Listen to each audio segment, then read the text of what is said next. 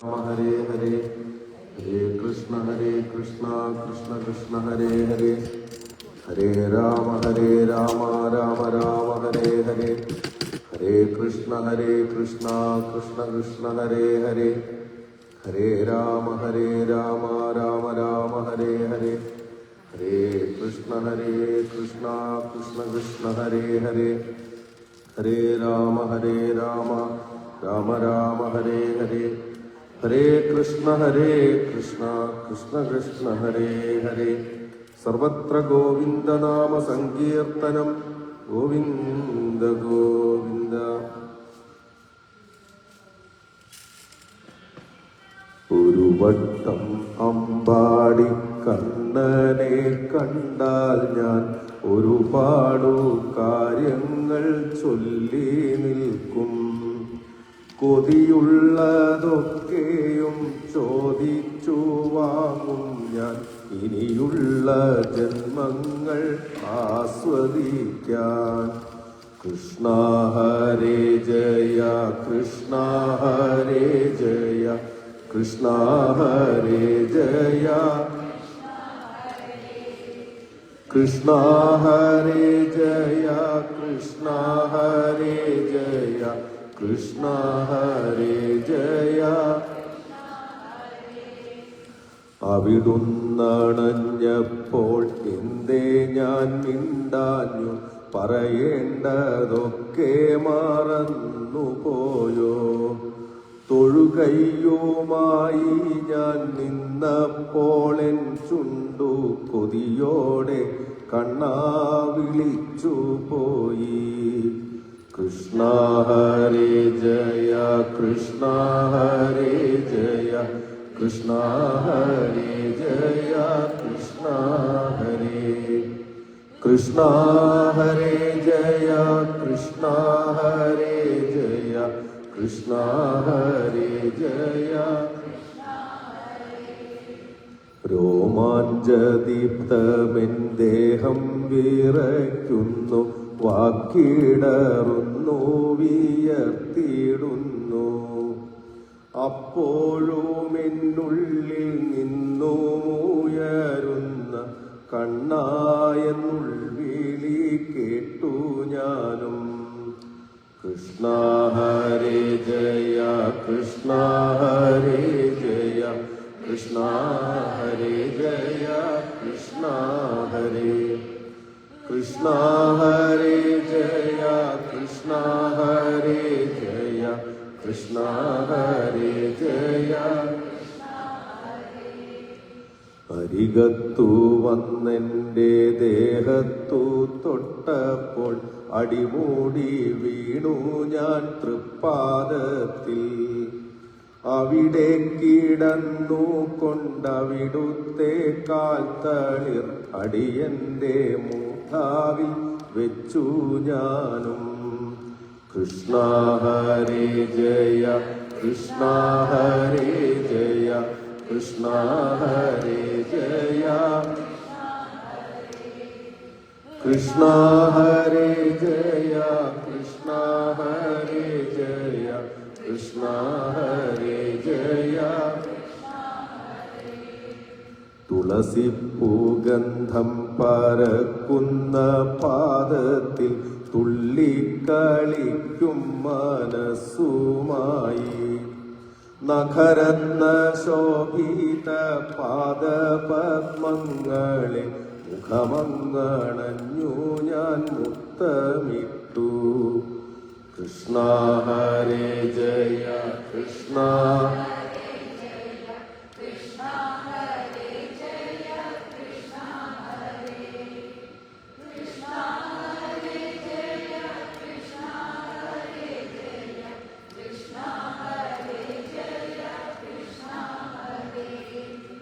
പട്ടിന്റെ തുമ്പിൽ പീഡിച്ചു ഞാൻ മേലോട്ടു മുട്ടുകൂത്തിക്കൊണ്ടുയർന്നു നിന്നു.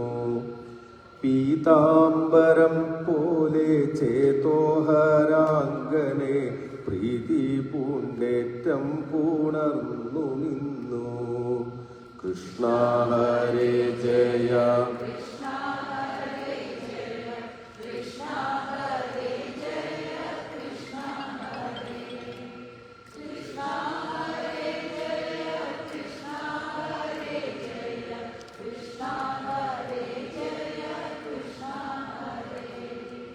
തുണ്ടിപ്പഴച്ചുണ്ടിലൂറുന്ന പുഞ്ചിരി കണ്ടാലും കണ്ടാലും ആശ തീരാ.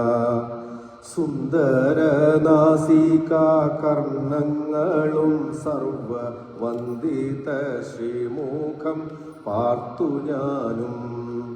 കൃഷ്ണ ഹരേ ജയ കൃഷ്ണ ഹരേ ജയ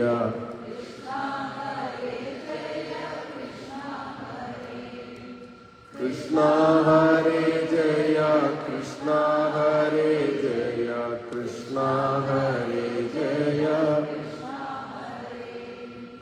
ചീകിച്ചുരുൾ മൂടി ചാർത്തിയ പീലിയിൽ മാറിൽ പടർന്നു ഞാൻ തൊട്ടുവല്ലോ.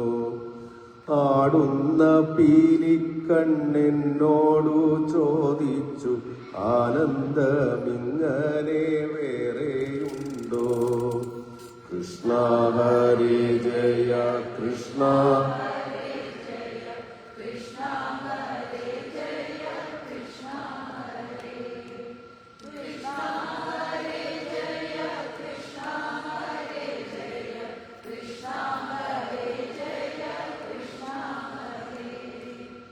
എന്തു ഞാൻ ചൊല്ലേണ്ടു വേണ്ടെനിക്കൊന്നുമേ,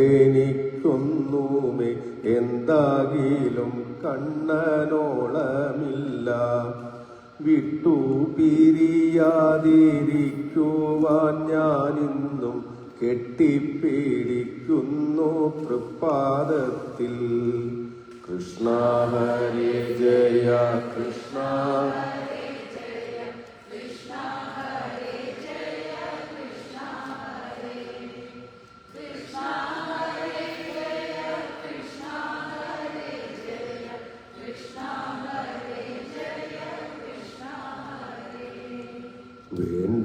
വേണ്ടെനിക്കർത്ഥവും കാമവും മോക്ഷവും വേണ്ട സായുജ്യവും വേണ്ട കണ്ണ. ഒരു നാളും തരി പോലും മാറാതെ കാൽ ചോട്ടിൽ കഴിയട്ടെ, മറ്റൊന്നും വേണ്ട കണ്ണ.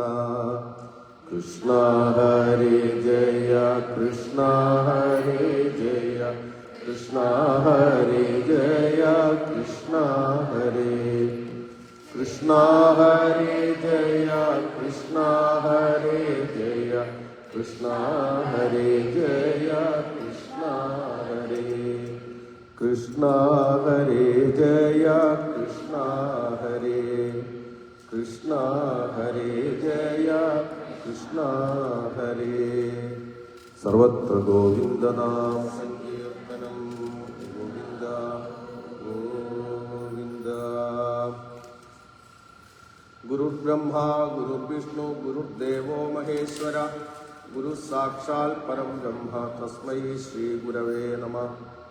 പീതാംബരം കരവിരാജിത ശംഖചക്ര കൗമോദകീ സരസിജം കരുണാസമുദ്രം രാധാസഹായമതിസുന്ദരമന്ദഹാസം വാതാലയേശമനിശം ഹൃദി ഭാവയാമി.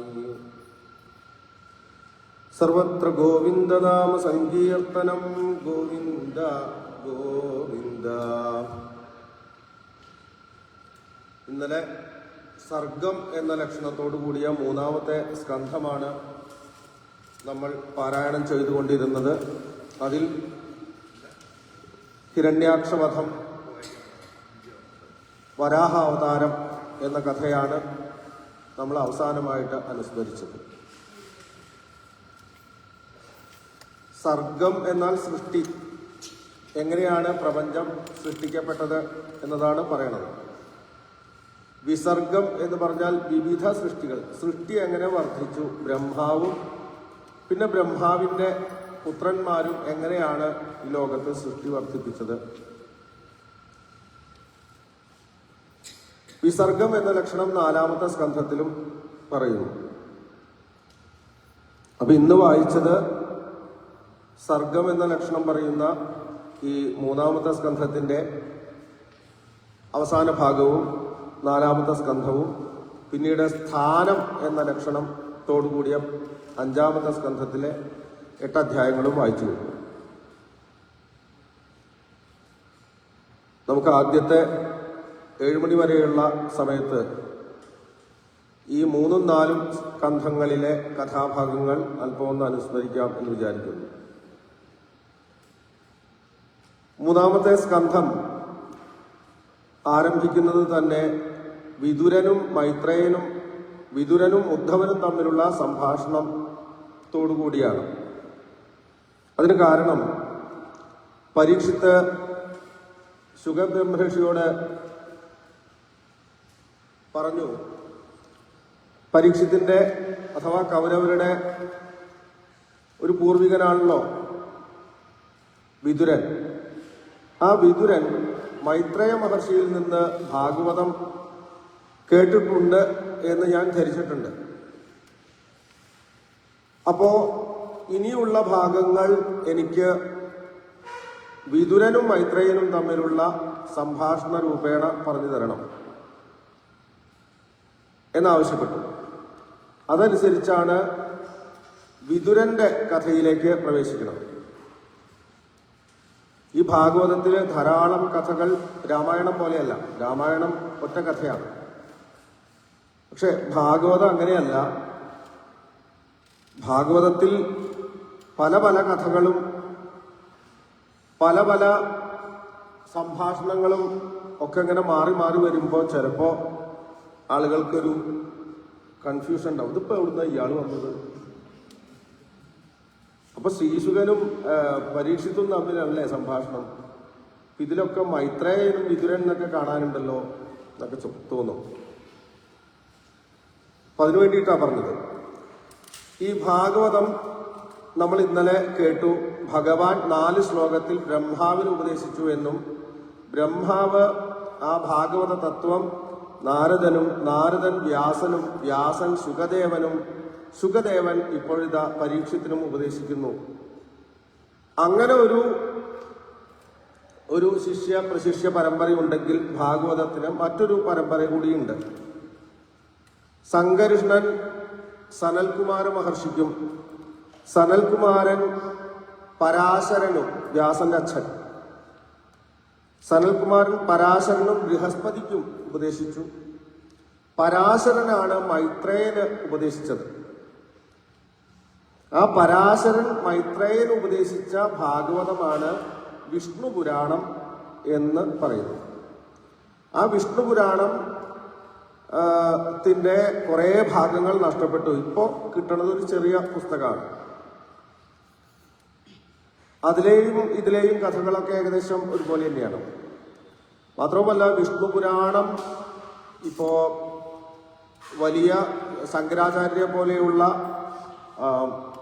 വ്യാഖ്യാതാക്കള് പല വ്യാഖ്യാനങ്ങളും ചെയ്യുമ്പോൾ അതിൽ സാധാരണ നിലയ്ക്ക് പുരാണങ്ങളിൽ നിന്നൊന്നും അവര് കോട്ട് ചെയ്യാറില്ല. കാരണം പുരാണങ്ങൾ വേദങ്ങളെക്കാൾ താഴെ ഉള്ള ഗ്രന്ഥങ്ങളാണ്. അതുകൊണ്ട് പുരാണങ്ങളെ അവരൊരു പ്രമാണമായിട്ട് എടുക്കാറില്ല. പക്ഷേ ഈ വിഷ്ണു പുരാണത്തിലെ ശ്ലോകങ്ങളൊക്കെ പലരും ഒരു പ്രമാണമായിട്ട് എടുത്ത് കാണാറുണ്ട്.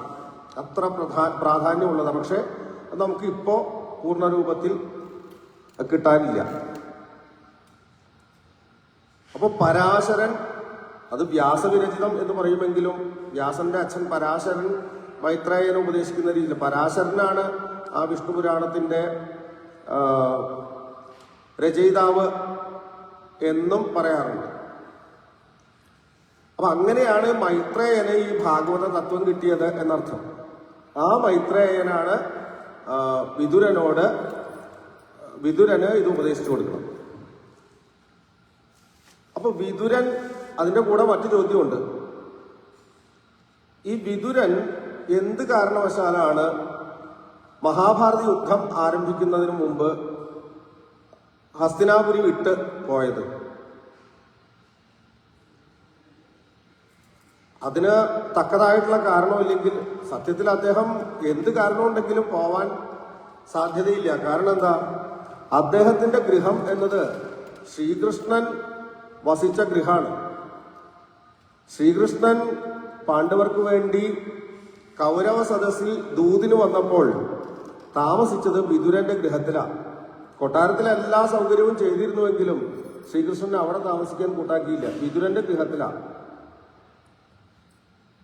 എന്ന് പറഞ്ഞാൽ ശ്രീകൃഷ്ണൻ ഇരുന്ന ഗൃഹം അത് ഉപേക്ഷിച്ച് വേറെ എന്ത് തീർത്ഥാടനാണ്? അപ്പൊ അത് ഉപേക്ഷിച്ച് അദ്ദേഹം പോയി എന്ന് പറഞ്ഞാൽ അദ്ദേഹത്തിന് കാര്യമായിട്ട് എന്തോ മനസ്സിന് ഒരു വല്ലാത്ത ഒരു ദുഃഖം ഉണ്ടായിട്ടുണ്ടാവും. എന്താണ് എന്ന് ചോദിക്കുകയാണ്. അപ്പൊ പറഞ്ഞു, അതെ, വിതുരൻ നല്ല നല്ല ഉപദേശങ്ങൾ എപ്പോഴൊക്കെ ധൃതരാഷ്ട്രർ ആവശ്യപ്പെടുന്നുവോ അപ്പോഴൊക്കെ നൽകിക്കൊണ്ടിരുന്നു. അവസാനം യുദ്ധം ആസന്നമായി. ഈ ധൃതരാഷ്ട്രർക്ക് മനസ്സിന് സമാധാനം ഇല്ലാണ്ട് വരുമ്പോൾ വിതുരനെ വിളിക്കും. അങ്ങനെ വിതുരനെ വിളിച്ചു. യുദ്ധം ഏകദേശം തീരുമാനമായി. അപ്പോ വിതുരനോട് ചോദിച്ചു, വിതുര, എനിക്ക് ഒരു സമാധാനവും ഇല്ല. ഇത് ഇങ്ങനെയൊക്കെയാണ് സന്ദർഭം. യുദ്ധം ഏകദേശം തീരുമാനമായിരുന്നു. അവിടെ കൃഷ്ണനുണ്ട്, പിന്നെ ഭീമനും അർജുനനും ഉണ്ട്. അവരെ ഒന്നും നമ്മുടെ ആൾക്കാർക്ക് ജയിക്കാൻ പറ്റുമെന്ന് തോന്നണില്ല. അപ്പൊ ഈ വലിയ നാശം, നമ്മുടെ മക്കളൊക്കെ എന്തായാലും ഭീമൻ വലിയ പ്രതിജ്ഞയൊക്കെ എടുത്തിട്ടുണ്ട്. കൃഷ്ണൻ കൂടെ ഉള്ളതുകൊണ്ട് അതൊക്കെ നടക്കുകയും ചെയ്യും, എനിക്ക് നല്ല ഉറപ്പാണ്. അപ്പൊ അതുകൊണ്ട് ഇപ്പൊ എന്താ ചെയ്യേണ്ടത്? വിതുരൻ പറഞ്ഞു, ഞാൻ എത്രയോ തവണ പറഞ്ഞിട്ടുണ്ട് ഈ മക്കൾ പറയുന്നതിനൊക്കെ അങ്ങനെ തുള്ളരുത് എന്ന്. ഇനിയിപ്പോ ചെയ്യാവുന്ന ഒറ്റ കാര്യമുള്ളൂ. വിതുരനീതി മഹാഭാരതത്തിലെ വളരെ വിസ്തരിച്ചിട്ടുണ്ട്. വിതുരൻ പറയാണ്, ഒരു കുലം നശിക്കാതിരിക്കാൻ ഒരാളെ ഉപേക്ഷിക്കാം. ഈ ദുര്യോധനാണ് എല്ലാത്തിനും കാരണം. ദുര്യോധനെ ഉപേക്ഷിച്ചു കഴിഞ്ഞാൽ ഈ കുരുവംശത്തെ തന്നെ രക്ഷിക്കാം, ലോകത്തെയും രക്ഷിക്കാം. കാരണം ഈ യുദ്ധത്തിൽ കുരുവംശം മാത്രമല്ല, എത്രയോ രാജാക്കന്മാര് രാജവംശങ്ങളില്ലാതെയോ. അതുകൊണ്ട് ദുര്യോധനെ ഉപേക്ഷിക്കാൻ പറയാണ്.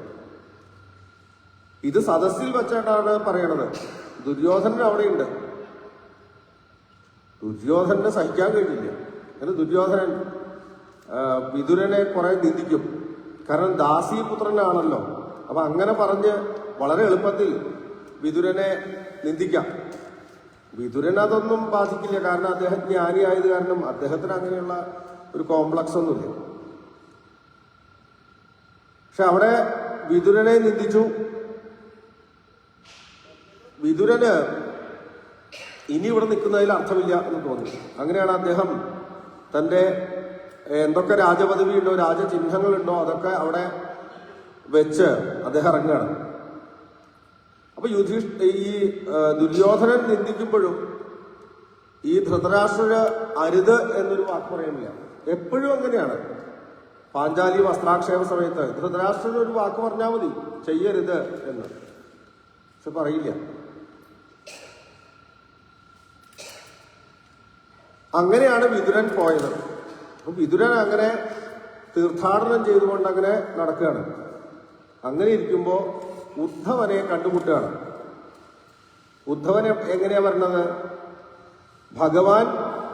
ഭഗവാനിൽ നിന്ന് ഉപദേശം സ്വീകരിച്ച്, നമ്മൾ ഏകാദശ സ്കന്ധത്തിൽ കാണും, ഉപദേശം സ്വീകരിച്ച് ആ ദ്വാരകയുടെ പതനവും ഭഗവാന്റെ സ്വധാമഗമനവും യാദവരുടെ നാശവും ഒക്കെ കണ്ട് ഭഗവാന്റെ ഉപദേശവും സ്വീകരിച്ച് അദ്ദേഹം ബദരികാശ്രമത്തിലേക്ക് യാത്രയാവുകയാണ്. ആ സമയത്താണ് ഇദ്ദേഹത്തിനെ കാണുന്നത്, വിതുരനെ കാണുന്നത്. അപ്പൊ രണ്ടുപേരും വലിയ ഭക്തന്മാരാണ്. ഉദ്ധവനെ കണ്ടപ്പോൾ വിതുരന് വലിയ സന്തോഷമായി. കുറെ വിശേഷങ്ങൾ ഒരുമിച്ച് ചോദിക്കുകയാണ്. എന്തൊക്കെയാണ് ബന്ധുക്കളുടെ വിശേഷങ്ങൾ? യാദവർക്ക് സുഖമല്ലേ? വസുദേവർക്ക്, ദേവകിക്ക് സുഖമല്ലേ? ഉഗ്രസേന രാജാവ് എന്തു പറയുന്നു? കൃഷ്ണൻ, ബലരാമൻ, കൃഷ്ണന്റെയൊക്കെ ഓരോരോ കഥകളും ഓർത്തോർത്ത് വിതുരൻ എടുത്തു ചോദിക്കും. ബലരാമന്റെ കഥ, അതുപോലെ തൻ്റെ സ്വന്തം ബന്ധുക്കള്, കൗരവന്മാര്, പാണ്ഡവന്മാര്, ഇവരുടെയൊക്കെ കഥ ഇങ്ങനെ ചോദിക്കും, വിശേഷങ്ങൾ. അപ്പൊ ഉദ്ധവൻ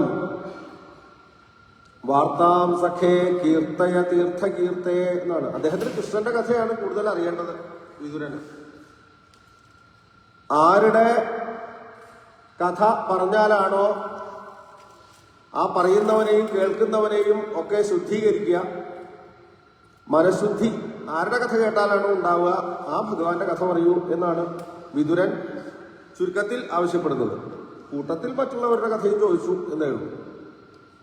അല്പനേരം ഉദ്ധവനൊന്നും സംസാരിക്കാൻ പറ്റിയില്ല എന്നാണ്. അദ്ദേഹം കഷ്ടിച്ച് ആ ഒരു വിയോഗമൊക്കെ മറന്ന് വരികയാണ്.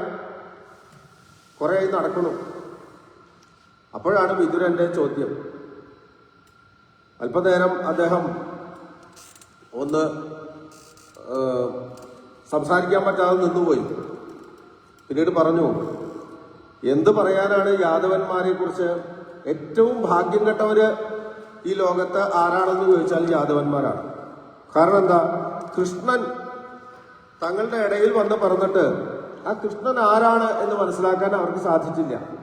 നമ്മൾ ആദ്യം മുതലേ പറഞ്ഞുവല്ലോ, അതാണ് സന്നികരിശോചി മർത്യാനാം അനാദരണ കാരണം എന്ന് പറയും. അടുപ്പം വർദ്ധിക്കും തോറും അനാദരം വർദ്ധിക്കും, ആദരമില്ലായ്മ വർദ്ധിക്കും എന്നാണ്. മഹത്വം നമ്മൾ അറിയില്ല. ഇതാണ് നമ്മൾ എപ്പോഴും ശ്രദ്ധിക്കേണ്ട കാര്യം. ഭാഗവതം ആയാലും എന്തായാലും അത് ശ്രദ്ധിച്ചില്ലെങ്കിൽ നമുക്ക് പിന്നെ മുന്നോട്ടുള്ള പോക്ക് ഉണ്ടാവില്ല. ഇത് ഇത്രയേ ഉള്ളൂ, ഇതിപ്പോ നമുക്കും വായിക്കാൻ പറ്റും എന്ന് പറഞ്ഞു കഴിഞ്ഞാൽ പിന്നെ കഴിഞ്ഞു. ഈ ഭഗവത്ഗീത സത്യം പറഞ്ഞാൽ ഏറ്റവും സിമ്പിളായിട്ട് വായിക്കാവുന്ന ഒരു പുസ്തകമാണ് ഭഗവത്ഗീത. അനുഷ്ടുപ്പ് ശ്ലോകം, 32 അക്ഷരമുള്ള ശ്ലോകങ്ങൾ, ചെറിയ ശ്ലോകങ്ങൾ, വായിക്കാൻ വലിയ ബുദ്ധിമുട്ടൊന്നുമില്ല. പക്ഷേ ഇത് ശ്രദ്ധിച്ചു വായിക്കും തോറും ഇതിന്റെ അർത്ഥം പിടുത്തം കിട്ടുകയില്ല. അത്ര അതുകൊണ്ടാണ് ഒരേ സമയം എത്ര തരത്തിലാണ് ആളുകൾ വ്യാഖ്യാനിച്ചിരിക്കുന്നത്. ബാലഗംഗാധര തിലകന്റെ വ്യാഖ്യാനമുണ്ട്. അദ്ദേഹം പറയുന്നത് എന്താണെന്ന് വെച്ച് കഴിഞ്ഞാൽ, ഭഗവത്ഗീത എന്ന് പറഞ്ഞാൽ കർമ്മയോഗമാണ് അതിലെ പ്രധാന വിഷയം. നിങ്ങൾ യോഗമനുഷ്ഠിച്ചുകൊണ്ട് കർമ്മം ചെയ്യണം, മരിക്കുന്നവരെ കർമ്മം ചെയ്യണം. എന്നാൽ വേറെപ്പുറത്ത് വേറെ മഹാത്മാക്കളുണ്ട്, അവര് പറയും അതൊന്നുമല്ല ഭഗവത്ഗീതയുടെ ലക്ഷ്യം. കർമ്മം കൊണ്ട് ഒന്നും നേടാൻ സാധിക്കില്ല, അതുകൊണ്ട് നിങ്ങൾക്ക് അറിവുണ്ടാവണം. ഇതാണ് അതിനൊക്കെ പ്രമാണമുണ്ട് ഭഗവത്ഗീത. സർവം കർമ്മ ജ്ഞാനേ പരിസമാപ്യതേ എന്നാണ്. എല്ലാ കർമ്മവും ജ്ഞാനത്തിൽ പരിസമാപിക്കുന്നു. അതുകൊണ്ട് ജ്ഞാനം നേടണം, അറിവ് എന്താണ് ഉള്ളത് എന്താണ് ഇല്ലാത്തത് എന്ന് കൃത്യമായിട്ട് ബോധം ഉണ്ടാവണം, മനസ്സിലാവണം. ഇതാണ് ഭഗവത്ഗീതയുടെ തത്വം. വേറെ ചില കൂട്ടര് അപ്പൊ ആ നിലയ്ക്ക് വ്യാഖ്യാനിക്കും. വേറെ ചില കൂട്ടര് എന്ത് പറയും, ഭക്തിയാണ്. എന്താ ഭഗവാൻ അങ്ങനെയല്ലേ പറഞ്ഞിരിക്കുന്നത്, സർവധർമാൻ പരിത്യജ്യ മാമേകം ശരണം വ്രജ, അങ്ങനെയല്ലേ ഭഗവാൻ പറഞ്ഞിരിക്കുന്നത്. അങ്ങനെ ഭക്തി ആണ് ഭഗവത്ഗീതയുടെ തത്വം എന്ന് ജ്ഞാനേശ്വരന്റെ ഭാഷയൊക്കെ വളരെ പ്രസിദ്ധമാണ്. ജ്ഞാനേശ്വരി എന്നാണ് ഭാഷ്യത്തിന്റെ പേര്. അദ്ദേഹം ഒരു ശ്ലോകം അങ്ങോട്ട് വ്യാഖ്യാനിക്കാൻ തുടങ്ങിക്കഴിഞ്ഞാൽ ഇങ്ങനെ ഭക്തിമയമായിട്ട് അങ്ങനെയാണ്.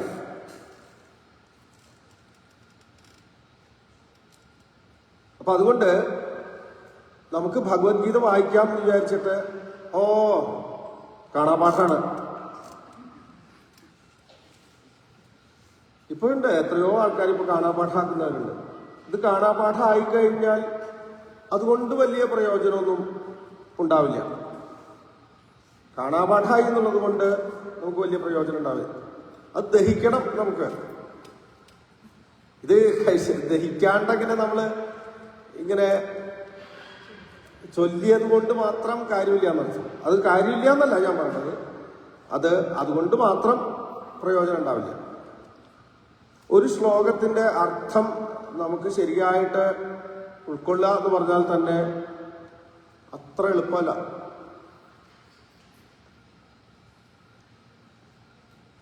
അപ്പൊ അതുകൊണ്ട് ഈ യാദവന്മാർക്ക് ഇതുപോലെ ഉണ്ടായത്. കൃഷ്ണൻ തന്നെ ആ തങ്ങളുടെ ഇടയിൽ വന്ന് പിറന്നിട്ടും അവർക്ക് കൃഷ്ണന്റെ മഹിമ അറിഞ്ഞില്ല. അതുകൊണ്ട് എന്തുണ്ടായി? നമ്മൾ പറയൂലോ, യഥാ യഥാ ഹി ധർമ്മസ്യ ഗ്ലാനിർഭവതി ഭാരത അഭ്യുത്ഥാനമധർമ്മസ്യ തത് ആത്മാനം സൃജാമ്യഹം. ഇപ്പൊ എന്താ ഉണ്ടായത്? കൃഷ്ണൻ അധർമ്മത്തെ ഇല്ലാതെയാക്കാൻ ജനിച്ചു, അദ്ദേഹം കുറെയൊക്കെ ഇല്ലാതെയാക്കി എന്ന് പറയുന്നു. അവസാനം എന്താ? അവനവന്റെ പുത്രന്മാര് തന്നെ അധർമ്മികളായി തമ്മിൽ തല്ലി മരിക്കുന്നത് കണ്ടു. കൃഷ്ണനൊരു ബുദ്ധിമുട്ടുണ്ടായില്ല, അദ്ദേഹം തിരിച്ചുകൊണ്ട് അതും കണ്ടു. അത്രയേ ഉള്ളൂ.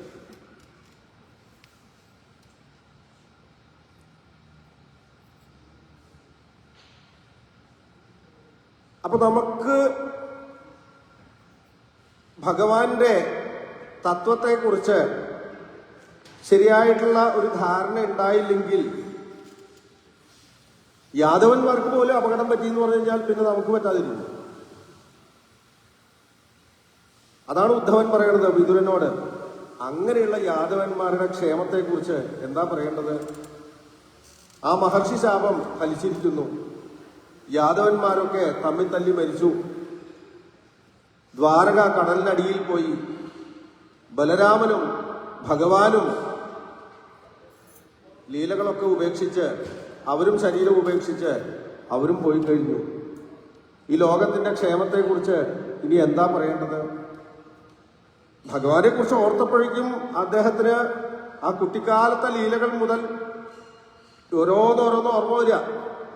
അങ്ങനെയാണല്ലോ നമ്മളൊരു വിരഹ വേദന പങ്കുവെക്കുമ്പോൾ, അടുത്ത ആൾക്കാരുമായിട്ട് പങ്കുവെക്കുമ്പോൾ അങ്ങനെയല്ലേ നമ്മൾ സംസാരിക്കുമ്പോൾ.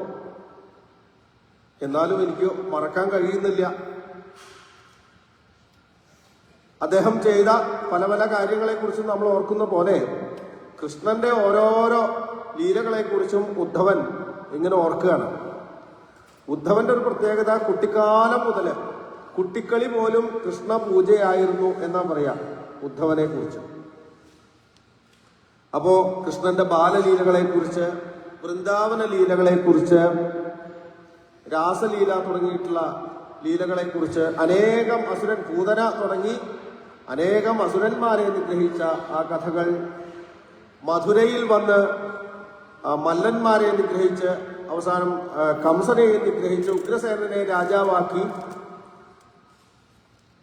രാജ്യം ഭരിച്ച കഥ, പിന്നെ സാന്ദീപനിയുടെ ആശ്രമത്തിൽ ചെന്ന് വിദ്യാഭ്യാസം ചെയ്ത കഥ, അദ്ദേഹത്തിന് മരിച്ചുപോയ പുത്രനെ ദക്ഷിണയായിട്ട് നൽകി തിരിച്ചു പോന്നത്, പിന്നെ ജരാസന്ധന്റെ സൈന്യങ്ങളെ 17 വട്ടം തോൽപ്പിച്ച് ജരാസന്ധനെ മാത്രം വെറുതെ വിട്ട് ദ്വാരക എന്ന പട്ടണം നിർമ്മിച്ച് അവിടെ വെച്ച് ആദ്യമായിട്ട് രുക്മിണിയെ വിവാഹം കഴിച്ച കഥ, പിന്നെ സത്യഭാമ, ജാമ്പവതി തുടങ്ങിയിട്ടുള്ള കന്യകമാരെ വിവാഹം ചെയ്ത കഥ, നരകാസുരന്റെ കാരാഗ്രഹത്തിൽ കിടന്ന 16,000 കന്യകമാരെ നരകാസുരനെ നിഗ്രഹിച്ച് വിവാഹം ചെയ്ത കഥ, അങ്ങനെ അങ്ങനെ രാജസൂയ യാഗത്തിൽ അതിന്റെ നടത്തിപ്പിനു വേണ്ടി മുൻകൈയെടുത്തുകൊണ്ട് കൃഷ്ണൻ പ്രവർത്തിച്ച കാര്യങ്ങൾ, ജരാസന്ധനെ ഭീമനെ കൊണ്ട് വധിച്ചത്,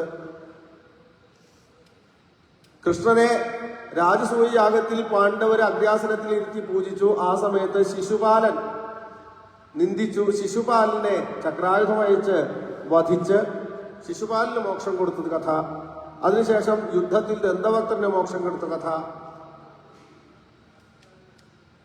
കുചേലന്റെ കഥ, കൃഷ്ണന്റെ കഥകൾ എത്രയാണ് എണ്ണി പറയാൻ സാധിക്കില്ല, അത്രയധികമാണ്. ഇതൊക്കെ ഉദ്ധവൻ ഇങ്ങനെ ഓരോന്ന് ഓർത്തെടുത്ത് വിതുരനോട് പങ്കുവയ്ക്കുകയാണ്. അങ്ങനെ അവര് ആ കൃഷ്ണകഥകൾ പറഞ്ഞ് ഒരു ദിവസം കഴിഞ്ഞു. പിറ്റേ ദിവസം രാവിലെ ആയപ്പോൾ ഉദ്ധവൻ യാത്ര പറയാൻ പുറപ്പെട്ടു. അപ്പോൾ ഉദ്ധവൻ പറഞ്ഞു, അങ്ങയെ ഒരാൾ കാത്തിരിക്കുന്നുണ്ട്, മൈത്രേയ മഹർഷി. എവിടെയാ അദ്ദേഹം ഇരിക്കുന്നത്? ഗംഗാതീരത്താണ്. ആ ഗംഗാതീരത്ത് മൈത്രേയ മഹർഷിയുടെ ആശ്രമമുണ്ട്. അവിടെ അങ്ങ് ചെന്നോളൂ. എന്തിനാണ്? ഭഗവാൻ എനിക്ക് അദ്ദേഹം ശരീരം ഉപേക്ഷിച്ച് പോകുന്നതിന് മുമ്പ് ഭാഗവത തത്വങ്ങൾ ഉപദേശിച്ചു തന്നിട്ടുണ്ട്. ആ സമയത്ത് മൈത്രേയ മഹർഷി അവിടെ ഉണ്ടായിരുന്നു. അപ്പൊ ഞാൻ കേട്ടു ഭഗവാൻ മൈത്രേയനോട് പറയണത്, വിതുരൻ അവിടെ വന്നു കഴിഞ്ഞാൽ ഈ കാര്യങ്ങളൊക്കെ വിതുരന് പറഞ്ഞു കൊടുക്കണം എന്ന് മൈത്രേയനെ ഏൽപ്പിച്ചിട്ടുണ്ട്. അതുകൊണ്ട് അങ്ങ് മൈത്രേയ മഹർഷി അവിടെ അടുത്തേക്ക് ചെല്ലൂ എന്ന് പറഞ്ഞു. അങ്ങനെ പറഞ്ഞ് ഉദ്ധവൻ പോയി മൈത്രേയ മഹർഷിയുടെ ആശ്രമത്തിൽ ചെന്നു. വിതുരൻ മൈത്രേയനോട് ചോദിക്കുന്ന ചോദ്യമാണ്, എല്ലാ ആളുകളും കർമ്മം ചെയ്തുകൊണ്ടിരിക്കുന്നു. എന്തിനാണ് കർമ്മം ചെയ്യണത്? സുഖായ കർമാണി കരോതി ലോകോ നതൈ സുഖം വാന്യനുപാരമം വാ. വിതുരൻ പറയാണ്, എല്ലാവരും സുഖത്തിനു വേണ്ടി കർമ്മം ചെയ്തുകൊണ്ടിരിക്കുന്നു.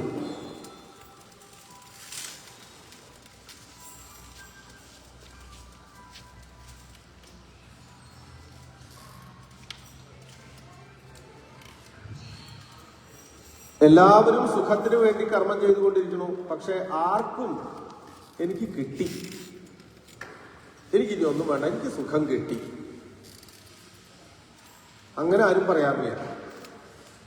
എനിക്ക് കിട്ടേണ്ട സുഖമൊക്കെ കിട്ടി, ഇനി എനിക്കൊന്നും വേണ്ട, അങ്ങനെ പറയാറില്ല. ആരും ദുഃഖത്തിനു വേണ്ടി കർമ്മം ചെയ്യുന്നില്ല. പക്ഷെ അവർക്ക് ദുഃഖം ധാരാളം കിട്ടുന്നുണ്ട്. ഇതാണ് പൊതുവെ എല്ലാവരുടെയും അനുഭവം. പക്ഷെ ഇങ്ങനെ ആയിരുന്നിട്ടും ഇത് പിന്നീട് വരുന്നവരും ഇത് തന്നെ ചെയ്തുകൊണ്ടിരിക്കുകയാണ്. സുഖത്തിനു വേണ്ടി കർമ്മം ചെയ്യുന്നു, സുഖം കിട്ടണില്ല. ദുഃഖത്തിനു വേണ്ടി കർമ്മം ചെയ്യണില്ല, പക്ഷെ ദുഃഖം ധാരാളം കിട്ടുന്നു. എന്നിട്ടും ആളുകൾക്ക് ഭഗവാനിൽ ഒരു ശ്രദ്ധ വരുന്നില്ല, ഭക്തി ഉണ്ടാവുന്നില്ല. അവർ പിന്നെയും കർമ്മത്തിൽ തന്നെ ശ്രദ്ധിച്ച് ഇനിയും ശരിയാക്കാം, ഇനിയും അതുണ്ടാവും, ഓരോ പ്രതീക്ഷകളുമായിട്ട് വീണ്ടും വീണ്ടും കർമ്മം ചെയ്തുകൊണ്ടിരിക്കുന്നു.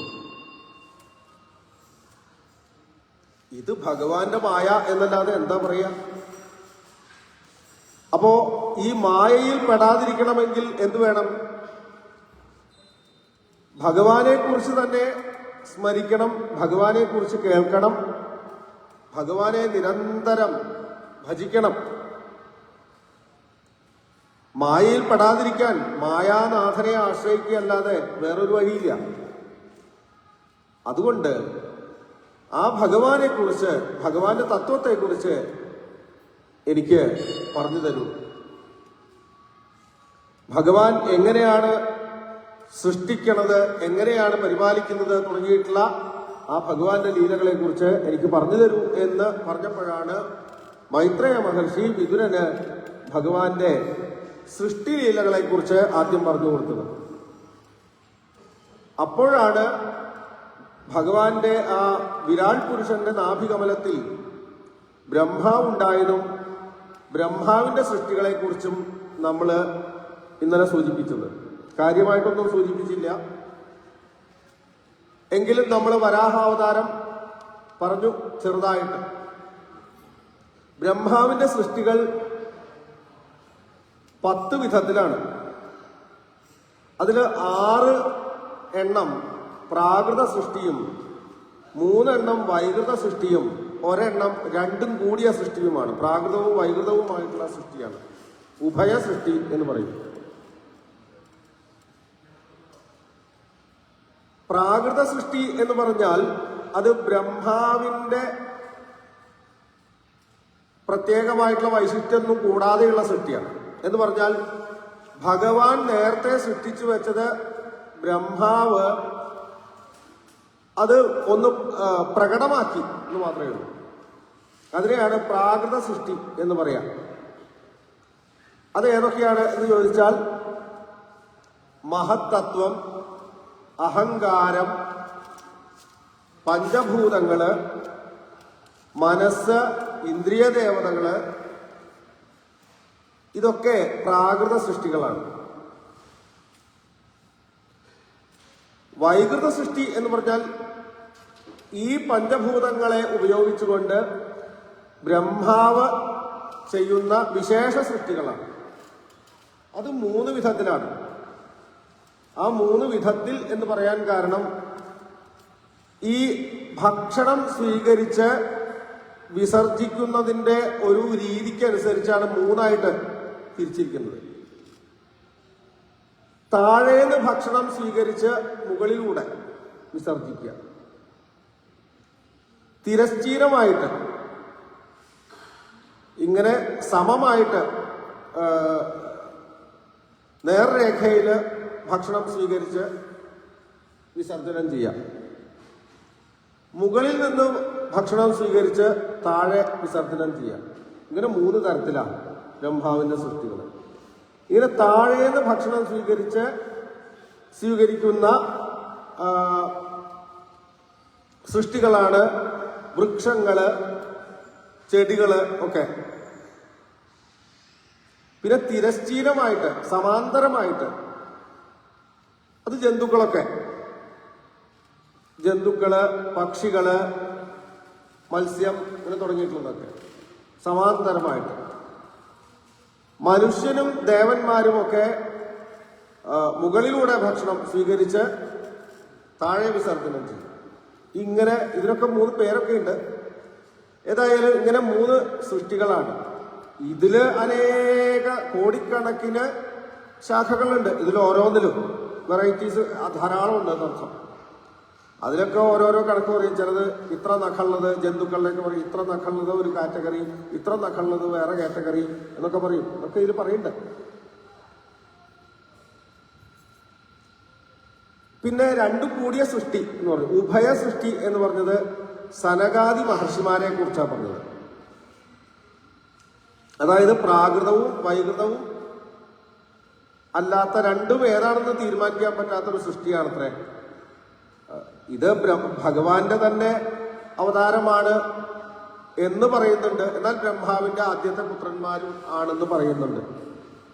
ഇങ്ങനെ 10 തരത്തിലാണ് ബ്രഹ്മാവിന്റെ സൃഷ്ടികള്. പിന്നീട് പലതരത്തിലുള്ള ബ്രഹ്മാവിന്റെ മറ്റ് സൃഷ്ടികളെ, ബ്രഹ്മാവിന്റെ മുഖത്താണ് വേദം ഉണ്ടായത് എന്ന് പറയുന്നു, മറ്റ് ശാസ്ത്രങ്ങള് ഒക്കെ. പിന്നെ ബ്രഹ്മാവ്, ഇതിപ്പോ ബ്രഹ്മാവ് തന്നെ ഇങ്ങനെ ഓരോന്നിങ്ങനെ സൃഷ്ടിക്കുകയാണ്. അപ്പൊ ബ്രഹ്മാവിന് തോന്നി ഇനി സൃഷ്ടി തന്നെ തന്റെ ഒരു പങ്കില്ലാതെ സൃഷ്ടി ഇങ്ങനെ വർദ്ധിച്ചു വരണം. അപ്പൊ അതിന് ഒരു വഴി കാണണം.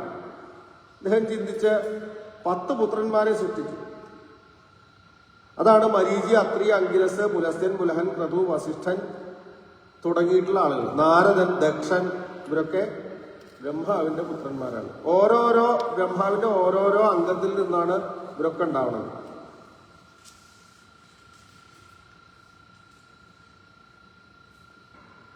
പക്ഷേ ഇവരൊന്നും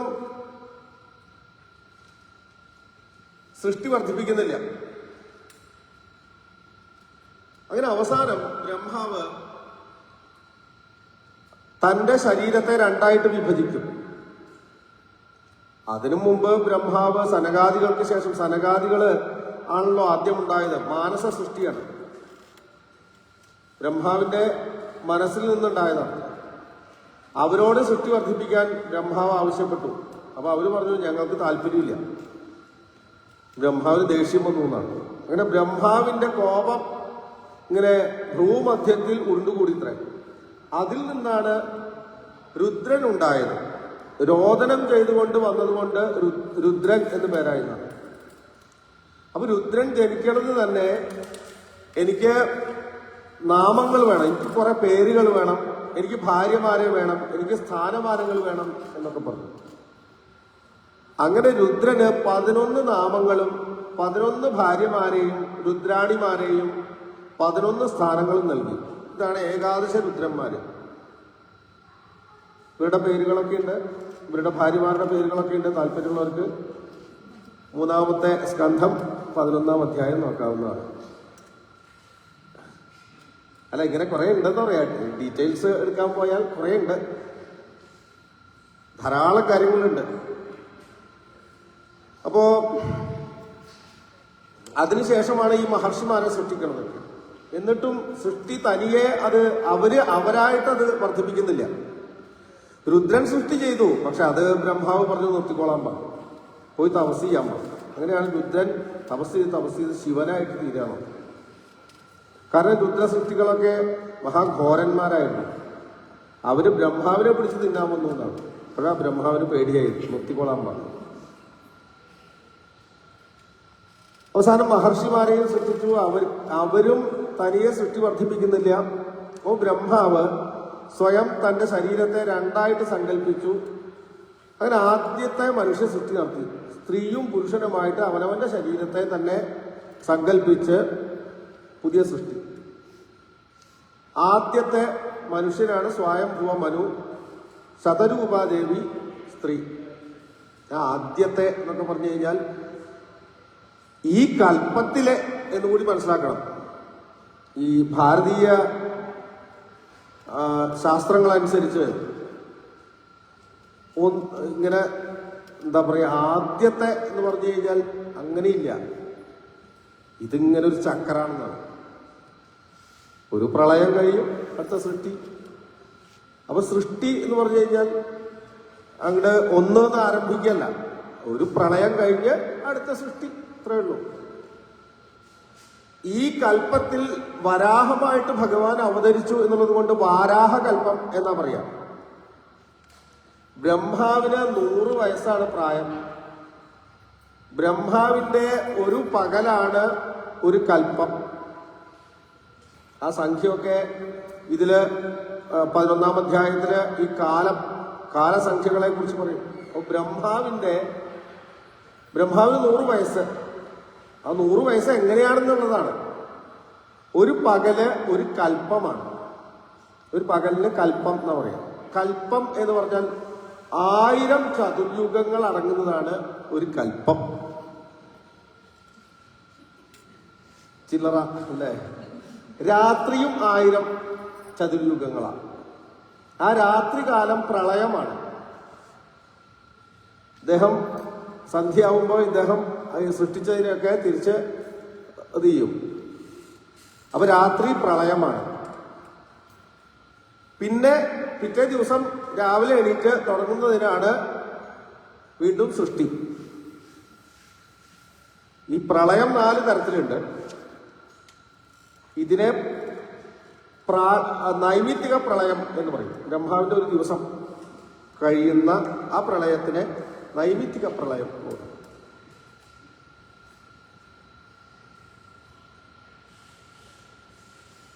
അപ്പൊ ഈ ബ്രഹ്മാവിന്റെ ആയുസ്സിന് പറയുന്ന പേരാണ് ദ്വിപരാർത്ഥം എന്ന്.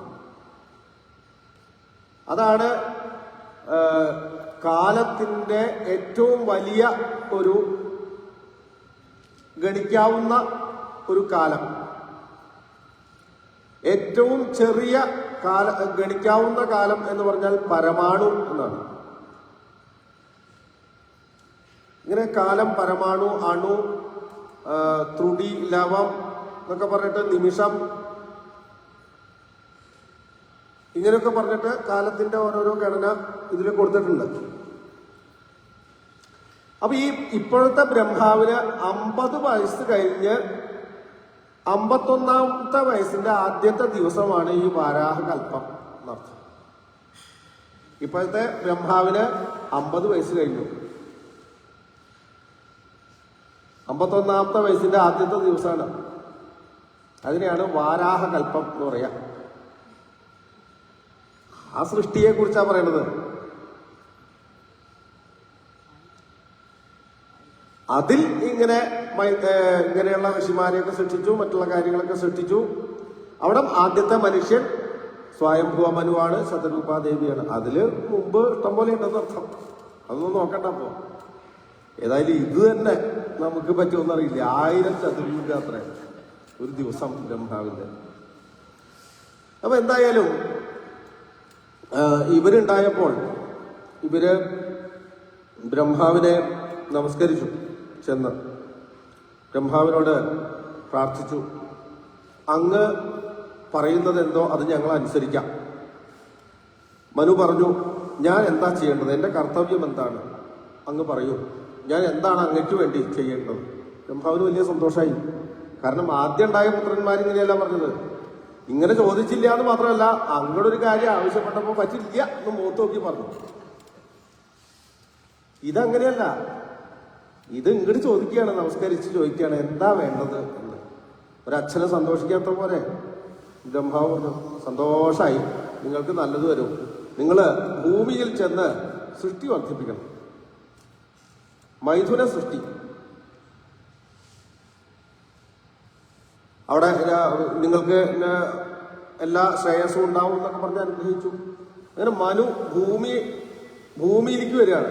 ഇവിടെ വന്നപ്പോ ഗൂഗിളില് കേട്ടിട്ടുണ്ട്, പക്ഷെ ഇവിടെ വന്നപ്പോ ഭൂമിയെ കാണാനില്ല, സ്ഥലമില്ല.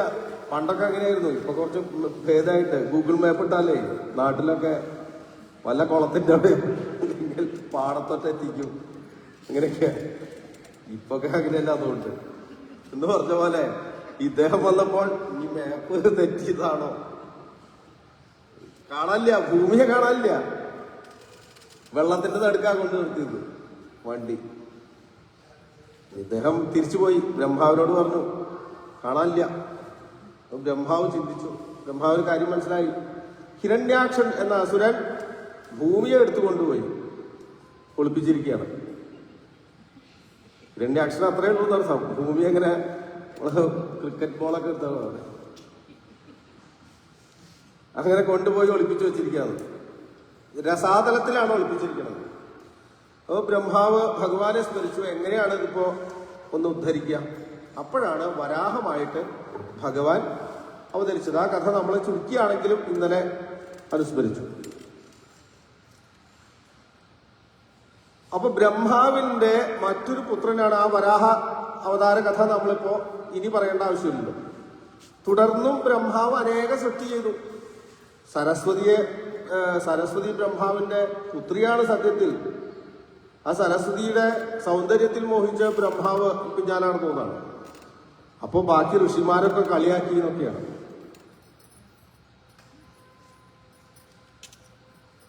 പിന്നെ ബ്രഹ്മാവ് രാത്രിയെ സൃഷ്ടിച്ചത്, പകലിനെ സൃഷ്ടിച്ചത്, സന്ധ്യയെ സൃഷ്ടിച്ചത്, ഇങ്ങനെ കുറെ സൃഷ്ടികളെ കുറിച്ച് പറയും. അവസാനം ഈ മനുവിന്റെ വംശത്തെക്കുറിച്ച് വർണ്ണിക്കാൻ ആരംഭിക്കുകയാണ്. ഇനി 7ാം സ്കന്ധം കഴിയുന്നത് വരെ ഈ മനുവിന്റെ വംശത്തിലെ ഓരോരോ ആളുകളുടെ കഥകളാണ് പറയുക. ഈ സ്വയംഭുവ മനുവിനും ശതരൂപാദേവിക്കും 3 പുത്രിമാരും 2 പുത്രന്മാരും. പുത്രന്മാരുടെ പേര് പ്രിയവ്രതൻ, ഉത്താനപാദൻ. പുത്രിമാരുടെ പേര് ആകൂതി, ദേവഹൂതി, പ്രസൂതി. ഇതിൽ ആദ്യം പറഞ്ഞത് ദേവഹൂതിയുടെ കഥയാണ്. കർദവൻ എന്നു പേരായിട്ടുള്ള ഒരു പ്രജാപതി ബ്രഹ്മാവിന്റെ പുത്രനാണ്. അദ്ദേഹം അച്ഛന്റെ നിർദ്ദേശപ്രകാരം തപസ് ചെയ്തു. ദീർഘകാലം സരസ്വതി നദിയുടെ തീരത്ത് നിന്നുകൊണ്ടാണ് അദ്ദേഹത്തിന്റെ തപസ്. ഭഗവാൻ പ്രത്യക്ഷപ്പെട്ടു. ഭഗവാൻ വലിയ സന്തോഷമായി കർദവന്റെ തപസ് കണ്ടപ്പോൾ. സന്തോഷമായി എന്ന് പറഞ്ഞു കഴിഞ്ഞാൽ അദ്ദേഹത്തിന് സന്തോഷാശ്രു ഉണ്ടായിത്രേ ഭഗവാന്. അങ്ങനെ ആ സന്തോഷാശ്രു സരസ്വതി നദിയിൽ പതിച്ചു. അപ്പോൾ ആ സ്ഥലത്തിന് ബിന്ദു സരസ് എന്ന് പേരായി. ഭഗവാനെ സ്തുതിച്ചു കർദവൻ. ഭഗവാൻ ചോദിച്ചു, എന്താ വരം വേണ്ടത് എന്ന്. കർദവൻ പറഞ്ഞു, വരം ചോദിക്കുന്നത് ഒരു രണ്ടാന്തരമാണ്. ഒരു കാര്യത്തിന് വേണ്ടി ഒരാളെ സ്നേഹിക്കുക, എന്തെങ്കിലും കിട്ടാൻ വേണ്ടിയിട്ട് ഒരാളെ സ്നേഹിക്കുക, അതൊരു ഉത്തമമായിട്ടുള്ള കാര്യമല്ലല്ലോ. അപ്പൊ അങ്ങയെ ഭജിച്ച് ഞാൻ അങ്ങയിൽ നിന്ന് ഒരു വരം ചോദിക്കുന്നത് അത്ര ഉത്തമമല്ല എന്ന് എനിക്കറിയാം. പക്ഷേ ഞാൻ എൻ്റെ അച്ഛന്റെ നിർദ്ദേശപ്രകാരമാണ് തപസ് ചെയ്യുന്നത്. അച്ഛൻ എന്നോട് ഗൃഹസ്ഥധർമ്മം അനുഷ്ഠിച്ചുകൊണ്ട് സൃഷ്ടി ചെയ്യാൻ ആവശ്യപ്പെട്ടിട്ടുണ്ട്. അതുകൊണ്ട് ഞാൻ ഗാർഹസ്ഥ്യധർമ്മം അനുഷ്ഠിച്ച് അങ്ങയെ ആരാധിക്കാൻ ആഗ്രഹിക്കുന്നു. എനിക്ക് അനുരൂപയായിട്ടുള്ള ഒരു പത്നി ഉണ്ടാവണം, ഒരു വധുവിനെ കിട്ടണം. ഇതാണ് കർദമന്റെ ആവശ്യം. ഭഗവാന് സന്തോഷമായി. ഭഗവാൻ പറഞ്ഞു, മനു തന്റെ പുത്രിയായിട്ടുള്ള ദേവഹൂതിയുമായി ഇവിടെ വരും, അങ്ങക്ക് വിവാഹം ചെയ്തു തരും. അവള് തീർച്ചയായിട്ടും അങ്ങക്ക് അനുരൂപയാണ്. എന്ന് മാത്രമല്ല, അവളിൽ 9 പുത്രിമാര് അങ്ങക്ക് ഉണ്ടാവും. 10ാമതായി ഞാൻ അങ്ങയുടെ പുത്രനായിട്ട് വരും. കർദമൻ ഇത്രയൊന്നും ആവശ്യപ്പെട്ടിട്ടില്ല, ഒരു ഭാര്യ കിട്ടണമെന്നേ ആവശ്യപ്പെട്ടിട്ടുള്ളൂ. ഭഗവാൻ അങ്ങട് ഓഫർ ചെയ്യും, ഞാൻ അങ്ങയുടെ പുത്രനായിട്ട് അവതരിക്കാം. കാരണം എന്താ? കർദമന്റെ തപസ് അതാണ്. കർദമന്റെ ആ ഒരു തപസ്സിന്റെ നിഷ്ഠ കൊണ്ട് ഭഗവാൻ അത്രയധികം സന്തോഷമായി. അങ്ങനെ മനു വന്നു. ഭഗവാൻ അവിടുന്ന് മടങ്ങി. അധികം താമസിയാതെ മനു ശതരൂപയോടും പുത്രിയായിട്ട് ദേവഹൂതിയോടും കൂടി അവിടെ വന്നു. കർദമൻ സ്വീകരിച്ചു. അപ്പൊ മനു പറഞ്ഞു, എൻ്റെ മകളെ അങ്ങക്ക് വിവാഹം ചെയ്തു തരാനാണ് ഞങ്ങൾ തീരുമാനിച്ചിരിക്കുന്നത്.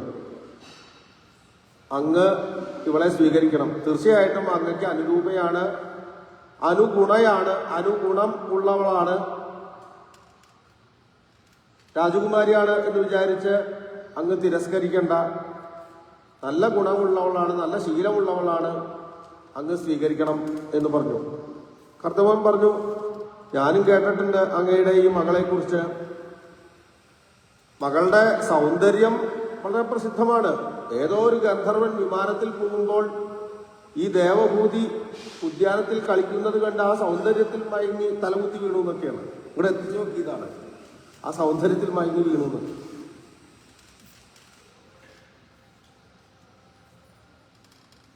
ദേവഭൂതിയുടെ ശീലങ്ങളെക്കുറിച്ചും ഗുണങ്ങളെക്കുറിച്ചും ഒക്കെ ഞാൻ കേട്ടിട്ടുണ്ട്. എനിക്കൊരു വിരോധമില്ല വിവാഹം കഴിക്കാൻ. പക്ഷേ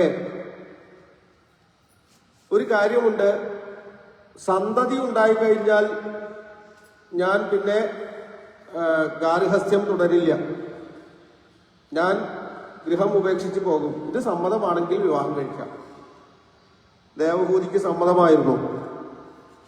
അങ്ങനെ ആദ്യത്തെ വിവാഹം നടന്നു. വിധിപ്രകാരമുള്ള ആദ്യത്തെ വിവാഹം നടന്നു എന്നാ പറയണത്. മനുവും ശതരൂപാദേവിയും വിവാഹശേഷം അവിടെ നിന്ന് പോയി. കർദമനാണെങ്കിൽ തപസ് ചെയ്യലാണ് അനേക വർഷങ്ങളായിട്ടുള്ള ഒരു ശീലം. അത് അദ്ദേഹത്തിന് പെട്ടെന്ന് മാറ്റാനൊന്നും പറ്റില്ല. വിവാഹം ചെയ്തു എന്നതുകൊണ്ട് അദ്ദേഹത്തിന്റെ ആ ഒരു ദീർഘകാലത്തെ ശീലം മാറ്റാൻ പറ്റില്ല. അതൊരു ശീലമായിട്ട് തീർന്നു. അങ്ങനെ അദ്ദേഹം വിവാഹം ചെയ്തതൊന്നും ഓർത്തില്ല. പിന്നെയും തപസ് കൂടാണ്. ഒരു 12 വർഷം കഴിഞ്ഞിട്ടാണ് അദ്ദേഹം പെട്ടെന്ന് കണ്ണു തുറന്നപ്പോ ദേവഭൂതിയെ കണ്ട് ഓർത്തു, ഓ ഞാൻ വിവാഹം ചെയ്ത കുട്ടിയാണല്ലോ ഇത്. പക്ഷെ അന്ന് എത്ര സുന്ദരിയായിരുന്നു, ഇപ്പോൾ ഇതാ ഇവള് എല്ലും തോലുമായിട്ട് തീർന്നിരിക്കുന്നു.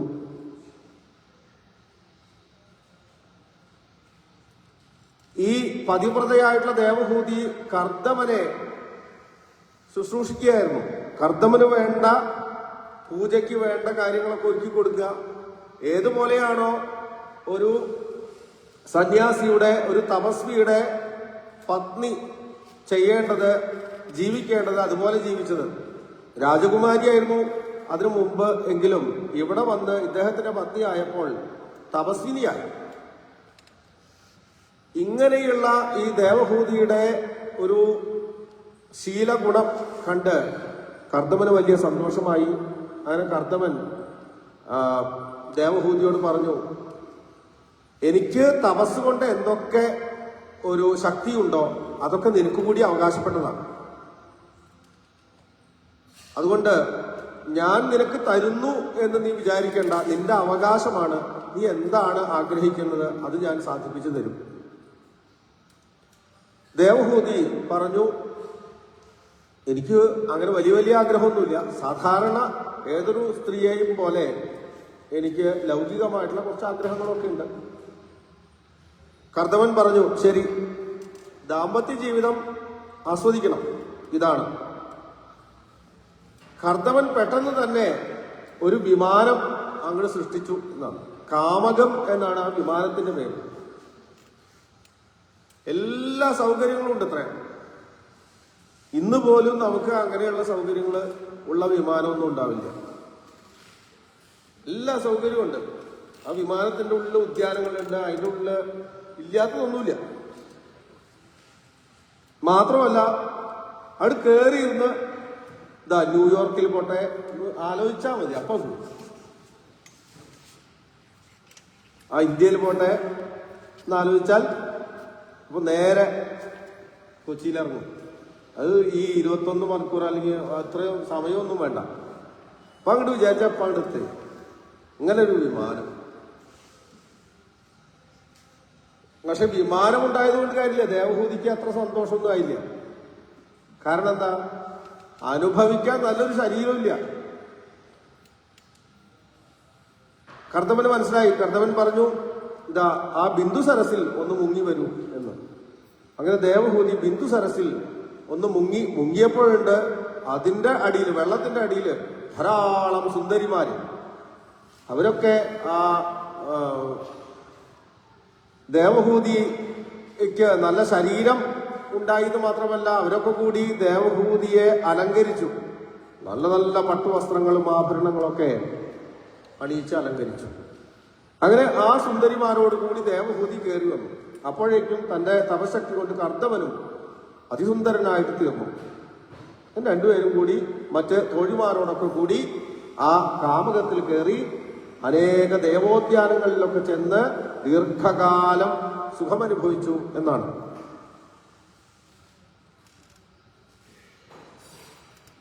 കർദമൻ യഥാകാലം 9 രൂപമെടുത്ത് ദേവഹൂതിയിൽ രമിച്ചു. അതിന്റെ ഫലമായിട്ട് 9 പുത്രിമാര് ഉണ്ടായി എന്നാണ്. അവര് തിരിച്ച് എത്ര വലിയ സുഖാണെങ്കിലും കുറച്ചു കഴിഞ്ഞാലൊക്കെ മടുക്കൂലോ. അങ്ങനെ അവര് തിരിച്ച് ആശ്രമത്തിൽ തന്നെ എത്തി. അവിടെയായി ജീവിതം. 9 പുത്രിമാരുണ്ട്. ദേവഹൂതി ഓർത്തു, കുട്ടികളുണ്ടായാൽ പോകുമെന്ന് പറഞ്ഞിട്ടുണ്ട്. ഭർത്താവിനോട് പറഞ്ഞു, കർദമനോട് പറഞ്ഞു, അങ്ങ് പറഞ്ഞതൊക്കെ ഞാൻ ഓർക്കണു, ഞാൻ അങ്ങയെ തടസ്സപ്പെടുത്തുകയാണെന്ന് വിചാരിക്കരുത്. ഈ 9 പുത്രിമാരെ എനിക്ക് ഒറ്റയ്ക്ക് വളർത്തി വലുതാക്കി ഒരു നിലയ്ക്കാക്കാൻ പറ്റും എന്ന് വിശ്വാസം ഇല്ല. അതുകൊണ്ട് എനിക്ക് തുണയ്ക്ക് ഒരു ആൺകുഞ്ഞിനെയും തരണം, എന്നിട്ട് വേണമെങ്കിൽ അങ്ങ് പൊക്കോളൂ. കർദമൻ ഭഗവാന്റെ വാക്ക് ആലോചിച്ചു. ഭഗവാൻ പുത്രനായിട്ട് അവതരിക്കാം എന്ന് പറഞ്ഞിട്ടുണ്ടല്ലോ. അതുകൊണ്ട് കാലം പ്രതീക്ഷിച്ച് കർദമനും അവിടെ ഇരുന്നു. യഥാകാലം ഭഗവാൻ കർദമന്റെ പുത്രനായി, ദേവഹൂതിയുടെ പുത്രനായി കപിലൻ എന്ന പേരിൽ അവതരിച്ചു. കപില വാസുദേവൻ എന്ന പേര്. ബ്രഹ്മാദിദേവന്മാരൊക്കെ വന്ന് സ്തുതിച്ചു. ബ്രഹ്മാവ് വന്ന് കർദമനോട് പറഞ്ഞു, ഇത് സാക്ഷാൽ ഭഗവാനാണ്, അദ്ദേഹം സാഖ്യയോഗം ലോകത്ത് ഉപദേശിക്കും, ലോകത്തിന് വേണ്ടി ഉപദേശിക്കും എന്നൊക്കെ പറഞ്ഞു. പിന്നീട് പുത്രിമാരെ 9 പുത്രിമാരെ ബ്രഹ്മാവിന്റെ പുത്രന്മാരായിട്ടുള്ള മരീചി, അത്രി, അങ്കിരസ്, പുലസ്ത്യൻ, പുലഹൻ, ക്രതു, അഥർവൻ, വസിഷ്ഠൻ, അഥർവൻ ഇവർക്ക് വിവാഹം ചെയ്തു കൊടുത്തു. അത് കഴിഞ്ഞപ്പോൾ കർദമൻ ഭഗവാനെ, തന്റെ പുത്രനായിട്ട് പിറന്ന ഭഗവാനെ പോയി നമസ്കരിച്ച് തന്നെ പോകാൻ അനുവദിക്കണം എന്ന് ആവശ്യപ്പെട്ടു. ഇവിടെയാണ് നേരത്തെ പറഞ്ഞ കാര്യം വീണ്ടും ഓർക്കാം. എന്തിന് കർദമൻ പോയി? തൻ്റെ പുത്രനായിട്ട് പിറന്നിരിക്കുന്നത് ഭഗവാനല്ലേ? അവിടെ ഇരുന്നാൽ പോരായിരുന്നോ? ഭഗവാനെ ഭജിക്കാൻ വേറെ എങ്ങോട്ട് പോകേണ്ടതിൻ്റെ ആവശ്യം എന്താ? ആവശ്യമുണ്ട്. ഇവിടെ ഇരുന്നാൽ പുത്രനായിട്ട് ഇങ്ങനെ വാത്സലിക്കേ ഉണ്ടാവുള്ളൂ. എത്ര വിചാരിച്ചാലും ആ പുത്രൻ എന്ന ഭാവമായിരിക്കും മുന്നിട്ട് വരിക. അപ്പൊ ഭജനമൊന്നും നടക്കില്ല.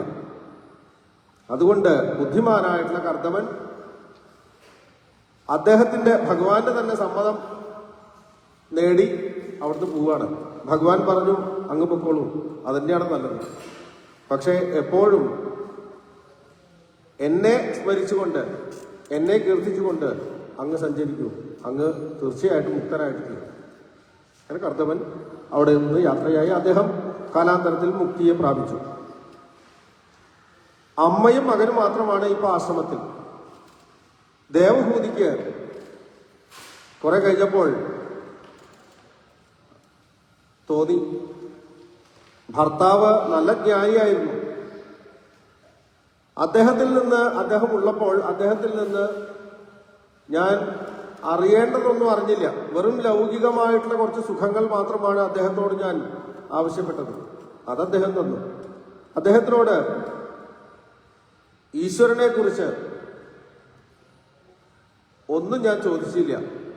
ജീവിതത്തിന്റെ ലക്ഷ്യത്തെക്കുറിച്ച് ഒന്നും ഞാൻ ചോദിച്ചില്ല. അതുകൊണ്ട് അദ്ദേഹം പറഞ്ഞു തന്നില്ല. പക്ഷേ എന്റെ പുത്രനായിട്ട് ജനിച്ചിരിക്കുന്നത് സാക്ഷാൽ ഭഗവാനാണ് എന്ന് അദ്ദേഹം പറഞ്ഞ് എനിക്കറിയാം.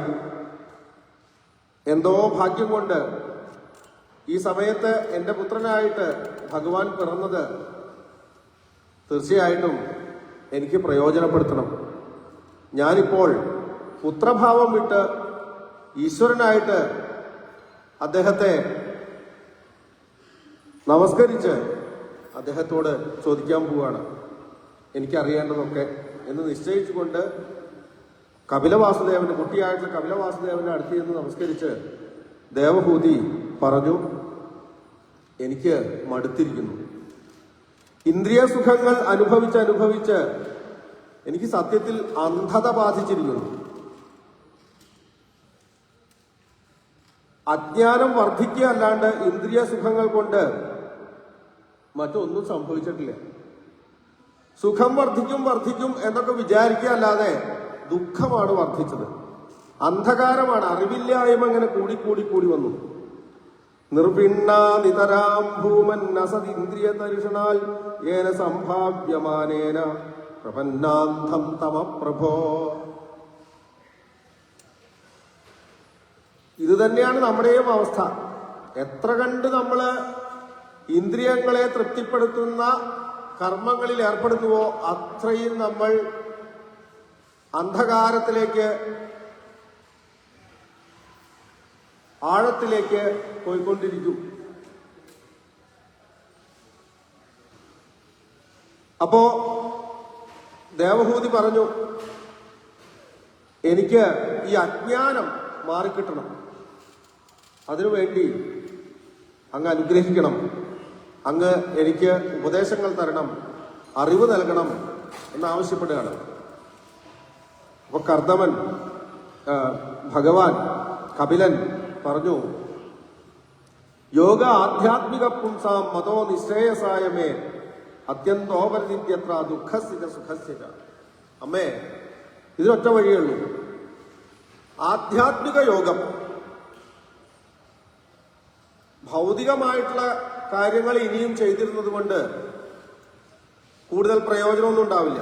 ആധ്യാത്മികമായിട്ട് കുറച്ച് ഉള്ളിലേക്ക് ഇനി നോക്കണം. പുറത്തേക്ക് നോക്കിയിരുന്നത് കൊണ്ടാണ് ഇതുവരെ അബദ്ധം പറ്റിയത്. കുറച്ച് ഉള്ളിലേക്ക്, അവനവനിലേക്കോ ഒന്ന് നോക്കണം. അതാണ് ആധ്യാത്മിക യോഗം. ഇത് മാത്രമാണ് ഒരാൾക്ക് ശ്രേയസിനെ നൽകണത്.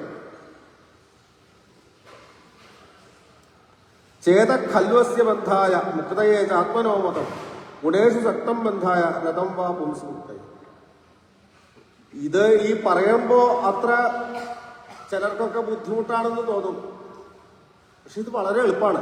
ഭഗവാൻ പറയാണ്, ഈ മനസ്സാണ് എല്ലാത്തിനും കാരണം.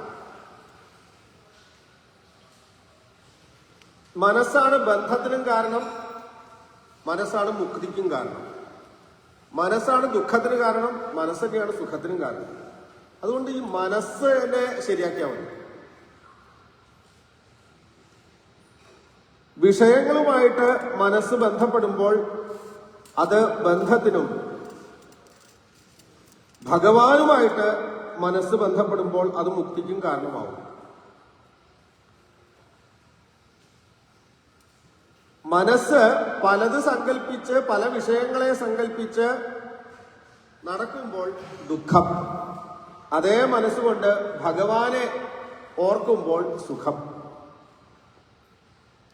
ഇതാണ് കപിലൻ പറയണത്. അതുകൊണ്ട് എന്തു വേണം? നിരന്തരമായിട്ട് തഥാ പുരുഷ ആത്മാനം കേവലം പ്രകൃതേ പരം നിരന്തരം സ്വയം ജ്യോതി അണിമാനമഖണ്ഡിതം ജ്ഞാനവൈരാഗ്യയുക്തേന ഭക്തിയുക്തേന ചാത്മന പരിവശ്യുദാസീനം പ്രകൃതിം ചാഹതൗജസം. ജ്ഞാനവൈരാഗ്യങ്ങളോടുകൂടിയ ഭക്തി കൊണ്ട് ഭഗവാനെ നിരന്തരം ആശ്രയിക്കുക, ഭജിക്കുക. ഇതാണ് ദുഃഖനാശത്തിന്, നിത്യമായിട്ടുള്ള സുഖം സമ്പാദിക്കാനുള്ള വഴി. പ്രസംഗമജരം പാശം ആത്മന കവയോ വിദു സ ഏവ സാധുഷു കുട്ടോ മോക്ഷദ്വാരം അപാവതം. സാധുക്കൾ പറയും, സംഘമാണ് ബന്ധത്തിന് കാരണം എന്ന്. കൂട്ടുകൂടുന്നതാണ് ബന്ധത്തിന് കാരണം എന്ന് പറയും. ഒറ്റയ്ക്ക് സഞ്ചരിക്കണം എന്നൊക്കെ യോഗികൾ പറയും, സാധുക്കള്. പക്ഷെ ഭഗവാൻ പറയാണ്, അങ്ങനെ വേണമെന്നില്ല. സാധുക്കളുമായിട്ട് കൂട്ടുകൂടാം, അത് മുക്തിക്ക് കാരണമാവും. സാധുക്കളുമായിട്ട്, സജ്ജനങ്ങളുമായിട്ട്, മഹാത്മാക്കളുമായിട്ട് കൂട്ടുകൂടി കഴിഞ്ഞാൽ ഒരു പ്രശ്നമില്ല. പ്രശ്നമില്ല എന്ന് മാത്രമല്ല, അത് ഗുണം ചെയ്യും.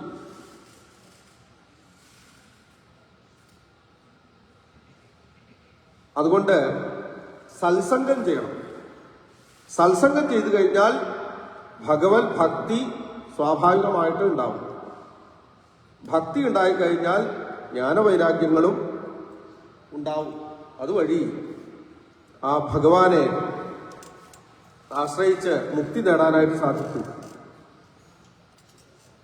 അസേവയായം പ്രകൃതേർ ഗുണാനാം ജ്ഞാനേന വൈരാഗ്യ വിജൃംഭിതേന യോഗേന മയ്യർപ്പിതയാച ഭക്ത്യ മാം പ്രത്യഗാത്മാനം ഇഹ അവരുന്ധേ. പ്രകൃതി ഗുണങ്ങളെ അസേവയ സേവിക്കാതെ പ്രകൃതിക്ക് അതീതനായിട്ടുള്ള പുരുഷനെ, ആദ്യത്തെ ദിവസത്തിലേക്ക് നമുക്ക് തിരിച്ചു പോവാം. ചിത്ത് ജഡം. ചിത്തമല്ല, ചിത്തം വേറെയാ, ചിത്തം മനസ്സാ. ചിത്തം രണ്ടും രണ്ടാ. ഒരു വട്ടത്തിന്റെ വ്യത്യാസമേ ഉള്ളൂ. ചിത്ത് എന്ന് പറഞ്ഞാൽ ബോധം, ജ്ഞാനം അർത്ഥം. ചിത്തം എന്ന് പറഞ്ഞു കഴിഞ്ഞാൽ മനസ്സായി. അപ്പൊ ചിത്ത് ജഡം, ജഡമായിട്ടുള്ള എല്ലാത്തിനെയും പ്രകൃതി, അതാണ് പ്രകൃതി. പ്രകൃതി ഗുണങ്ങളെയൊക്കെ മാറ്റി, ഇതാണ് ജീവിതത്തിൽ ആകെ കൂടെ ചെയ്യേണ്ട കാര്യം. അതാണ് പാരമഹംസ്യ സംഹിത എന്ന് നമ്മൾ ആദ്യം പറഞ്ഞു. ഇടയ്ക്കിടയ്ക്ക് റിപ്പീറ്റ് ചെയ്യണത് ഇത് ഓർക്കാൻ വേണ്ടിയിട്ടാണ്, അടിച്ചടിച്ച് ഉറപ്പിക്കണ്ടേ. ചിത് ജഡ ചിന്തനം എന്ന് പറഞ്ഞിട്ട് നാരായണ ഗുരുവിന്റെ നല്ലൊരു ചെറിയ കൃതിയുണ്ട്.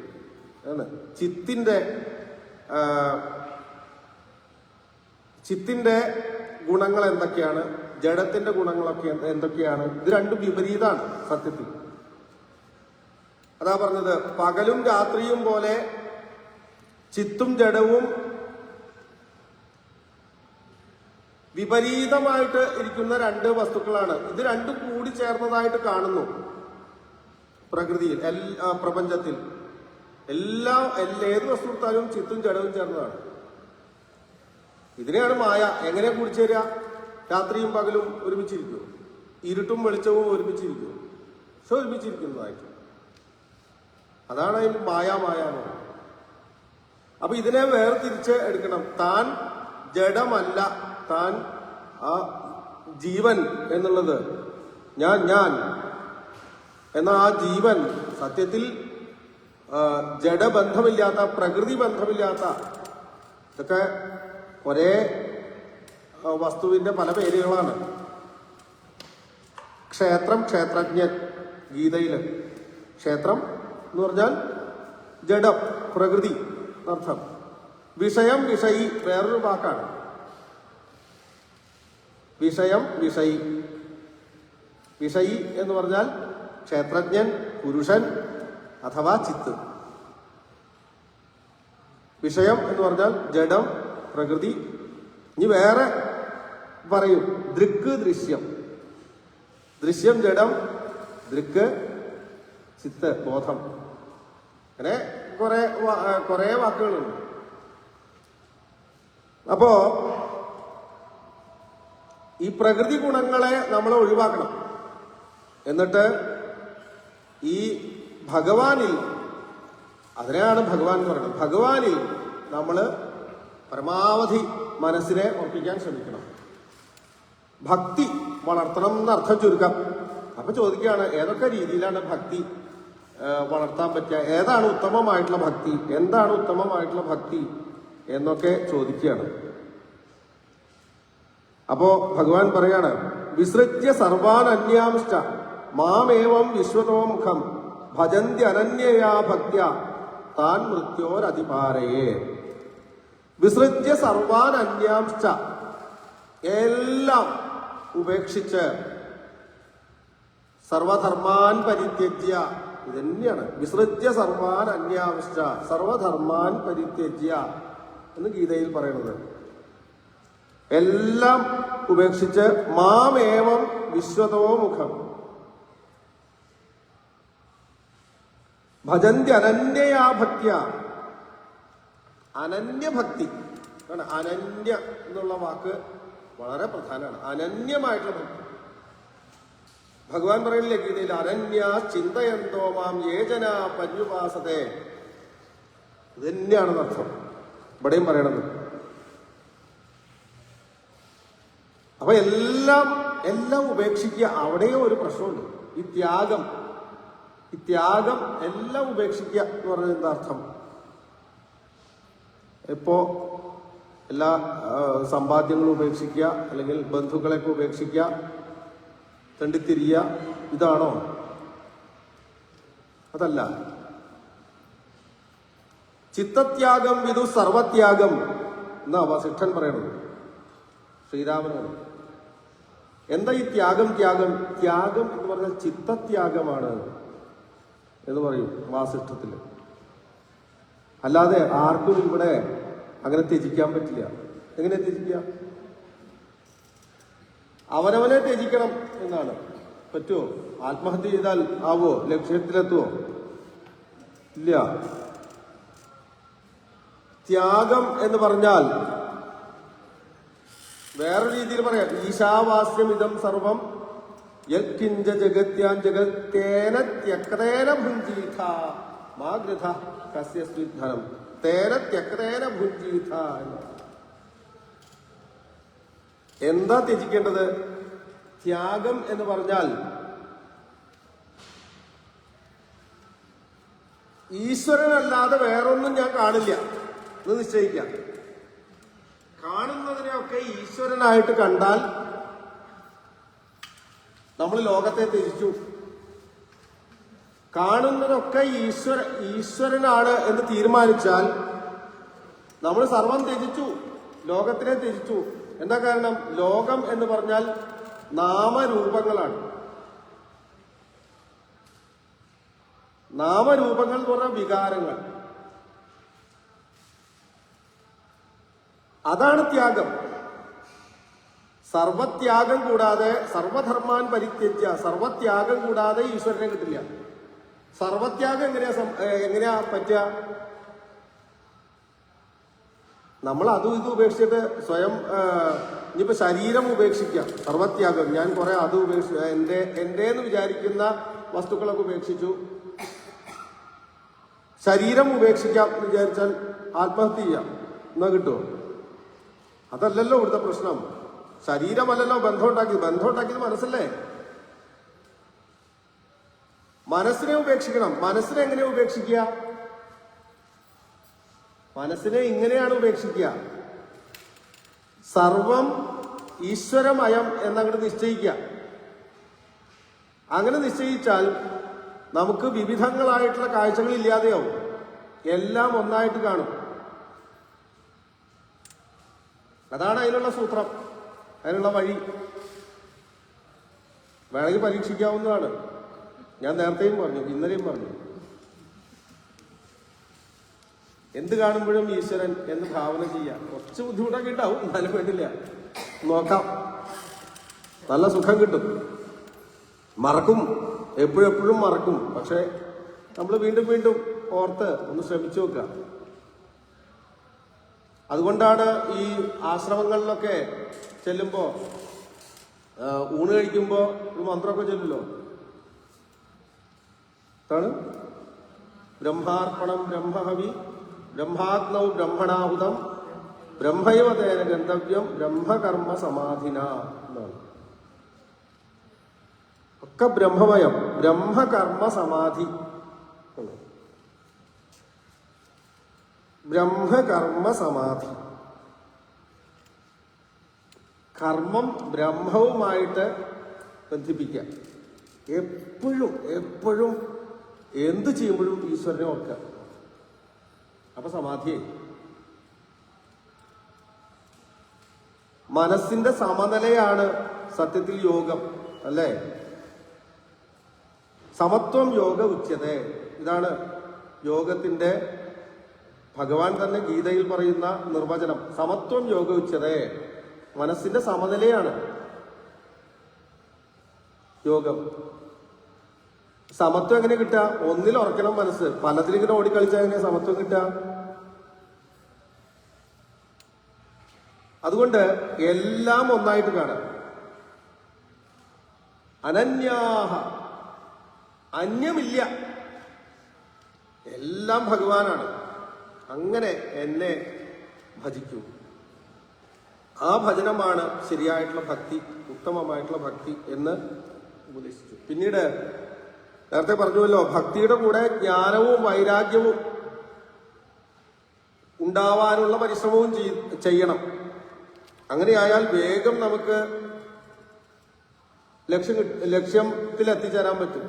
അതിനു വേണ്ടിയിട്ടാണ് സാഖ്യയോഗം ഉപദേശിച്ചത്. സാഖ്യ തത്വങ്ങൾ. സാഖ്യയോഗം എന്ന് പറഞ്ഞാൽ വേറെ ജ്ഞാനമാണ് ഉദ്ദേശിക്കുന്നത്, ജ്ഞാനമാർഗം. ഇവിടെ സാഖ്യ തത്വങ്ങൾ ഉപദേശിച്ചു. ലോകത്തിൽ ആദ്യമുണ്ടായിട്ടുള്ള ദർശനമാണ് സാഖ്യ ദർശനം എന്നാണ് വിവേകാനന്ദ സ്വാമികൾ അടക്കമുള്ള മഹാത്മാക്കളൊക്കെ അഭിപ്രായപ്പെട്ടത്. അതുകൊണ്ട് തന്നെ ഭാരതീയമായിട്ടുള്ള ദർശനങ്ങൾ 6 എണ്ണമാണ്. സാഖ്യം, യോഗം, ന്യായം, വൈശേഷികം, മീമാംസ, വേദാന്തം. ഈ ദർശനങ്ങളിൽ ആദ്യമുണ്ടായത് സാഖ്യമാണെന്ന് മാത്രമല്ല, ലോകത്തുണ്ടായിട്ടുള്ള ദർശനങ്ങളിൽ ആദ്യമുണ്ടായത് സാഖ്യമാണത്ര. അതുകൊണ്ട് എല്ലാ ആളുകളും ഈ സാഖ്യാചാരനായിട്ടുള്ള കപിലിനോട് കടപ്പെട്ടിരിക്കുന്നു എന്നൊക്കെ വിവേകാനന്ദ സ്വാമി അഭിപ്രായപ്പെട്ടിട്ടുണ്ട്. അത്ര ഇമ്പോർട്ടൻ്റ് ആണ് ഈ കപിലന്റെ സാഖ്യം. കപിലന്റെ സാഖ്യം ഇന്ന് നമുക്ക് പുസ്തക രൂപത്തിലൊന്നും ലഭ്യമല്ല. സാഖ്യതത്വത്തിന്റെ, സാഖ്യദർശനത്തിന്റെ ആധികാരിക ഗ്രന്ഥം ഒരു ചെറിയ പുസ്തകമാണ്. അത് ഈശ്വരകൃഷ്ണൻ എന്നൊരു മഹാത്മാവിന്റെ ഗ്രന്ഥമാണ്. അപ്പൊ അതിലെ പ്രധാന വിഷയം പ്രകൃതി പുരുഷ വിവേകം. സാഖ്യതത്വത്തിന്റെ അടിസ്ഥാന കാര്യം ഈ ലോകത്തിന്റെ സത്യം 2ആണ്. 2 വസ്തുക്കൾ അനാദിയും അനന്തവുമായിട്ടുണ്ട് എന്നാണ്. അതാണ് പ്രകൃതിയും പുരുഷനും. ഈ പ്രകൃതി 24 തത്വങ്ങളോട് കൂടിയതാണ്. പ്രകൃതി ജഡമാണ്, പുരുഷൻ ചൈതന്യമാണ്. പ്രകൃതിയുടെ 24 തത്വങ്ങൾ പഞ്ചമഹാഭൂതങ്ങൾ, പഞ്ചതന്മാത്രകൾ, പഞ്ചജ്ഞാനേന്ദ്രിയങ്ങൾ, പഞ്ചകർമ്മേന്ദ്രിയങ്ങൾ, 4 അന്ധകരണം. ഇവയാണ്. ഇവ കൂടി ചേർന്നതാണ് പ്രകൃതി എന്ന് പറയുന്നത്. 5 മഹാഭൂതങ്ങൾ നമുക്കറിയാം. ആകാശം, വായു, അഗ്നി, ജലം, ഭൂമി. തന്മാത്രകൾ എന്ന് പറഞ്ഞാൽ ഇവയുടെ ഓരോന്നിന്റെയും തനത് ഗുണങ്ങൾ. ആകാശത്തിന്റെ ഗുണമാണ് ശബ്ദം, വായുവിന്റെ ഗുണമാണ് സ്പർശം, തേജസ്സിന്റെ ഗുണമാണ് രൂപം, ജലത്തിന്റെ ഗുണമാണ് രസം, ഭൂമിയുടെ ഗുണമാണ് ഗന്ധം. 5 ജ്ഞാനേന്ദ്രിയങ്ങൾ. ഈ ഗുണങ്ങളെ അറിയാൻ സഹായിക്കുന്ന ഉപകരണങ്ങളാണ് ജ്ഞാനേന്ദ്രിയങ്ങൾ. ശബ്ദം കേൾക്കാൻ കാത്, അതുപോലെ സ്പർശം ത്വക്ക്,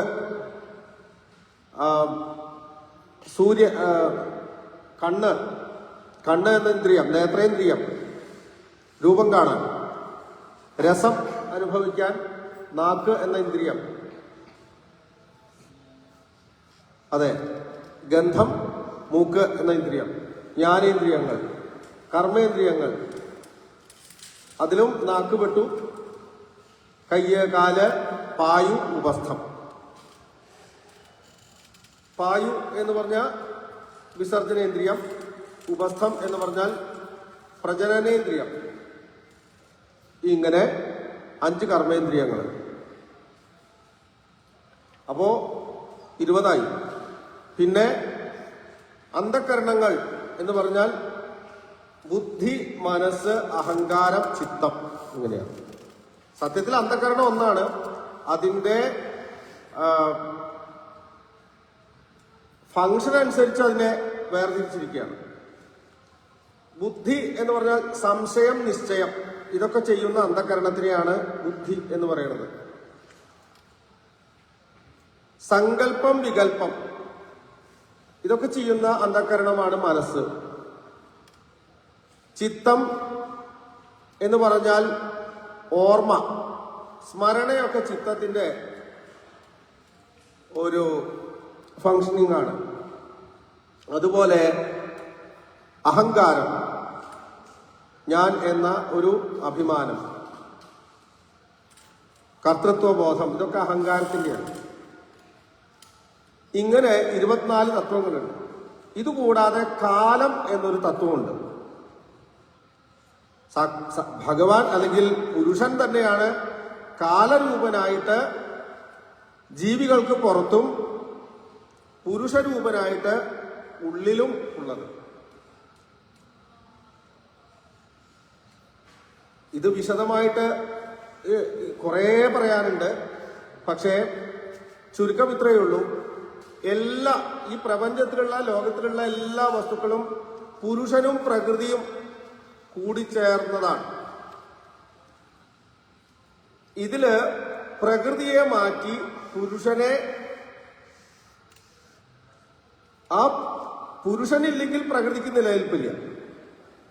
പ്രകൃതി പലതാണ്, നിരവധി ഉണ്ടെങ്കിലും പുരുഷനില്ലെങ്കിൽ ഇവയ്ക്ക് പ്രത്യേകമായിട്ട് നിലനിൽപ്പില്ല എന്ന് പറഞ്ഞു കഴിഞ്ഞാൽ ഈ സാഖ്യതത്വപ്രകാരം അങ്ങനെ ശരിയാവില്ല. എന്താ വെച്ച് കഴിഞ്ഞാൽ ഈ പ്രകൃതി സ്ഥിരമായിട്ട്, അനാദിയായിട്ട്, അനന്തമായിട്ട് നിൽക്കുന്നു എന്നാണ് സാഖ്യതത്വപ്രകാരം. 2 പുരുഷനും പ്രകൃതിയും അനാദിയായിട്ട് അനന്തമായിട്ടും നിലനിൽക്കുന്നു എന്നുള്ളതാണ് സാഖ്യതത്വം. പക്ഷേ ഈ പ്രകൃതിക്ക് ഒറ്റയ്ക്കൊന്നും ചെയ്യാൻ കഴിയില്ല. പുരുഷന്റെ സഹായമില്ലാതെ ഒന്നും ചെയ്യാൻ കഴിയില്ല. അപ്പൊ ഇവിടെ ഈ ഭാഗവതത്തിലെ സാഖ്യതത്വം എന്ന് പറഞ്ഞാൽ മുഴുവൻ ആ യഥാർത്ഥ സാഖ്യതത്വമല്ല. അങ്ങനെയാണെങ്കിൽ ഇവിടെ ഭക്തിയും ഇതൊന്നും വരില്ല. ഇവിടെ കുറച്ച് ആ പ്രകൃതിയെ മായ എന്ന രീതിയിൽ തന്നെ ഭഗവാൻ ഇടയ്ക്ക് സൂചിപ്പിക്കുന്നുണ്ട്.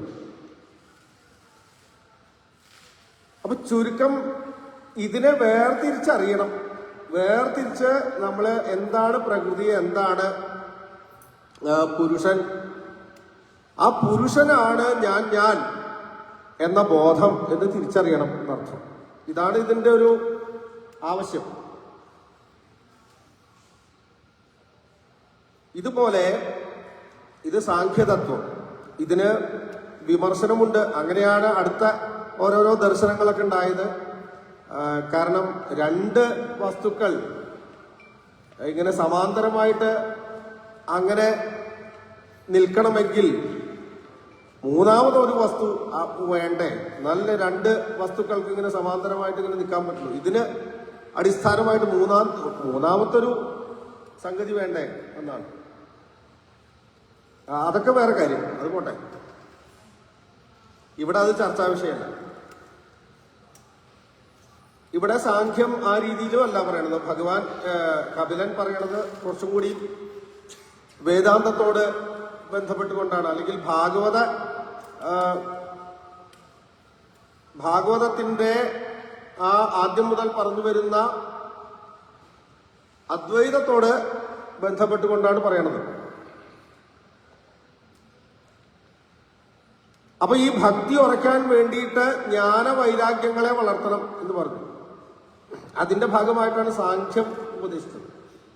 പിന്നീട് ജ്ഞാനയോഗം ഉപദേശിക്കും. പിന്നീട് യോഗം, അഷ്ടാംഗയോഗം ഉപദേശിക്കും. ഇതൊക്കെ ഈ ഭക്തിയോടുകൂടി നമുക്ക്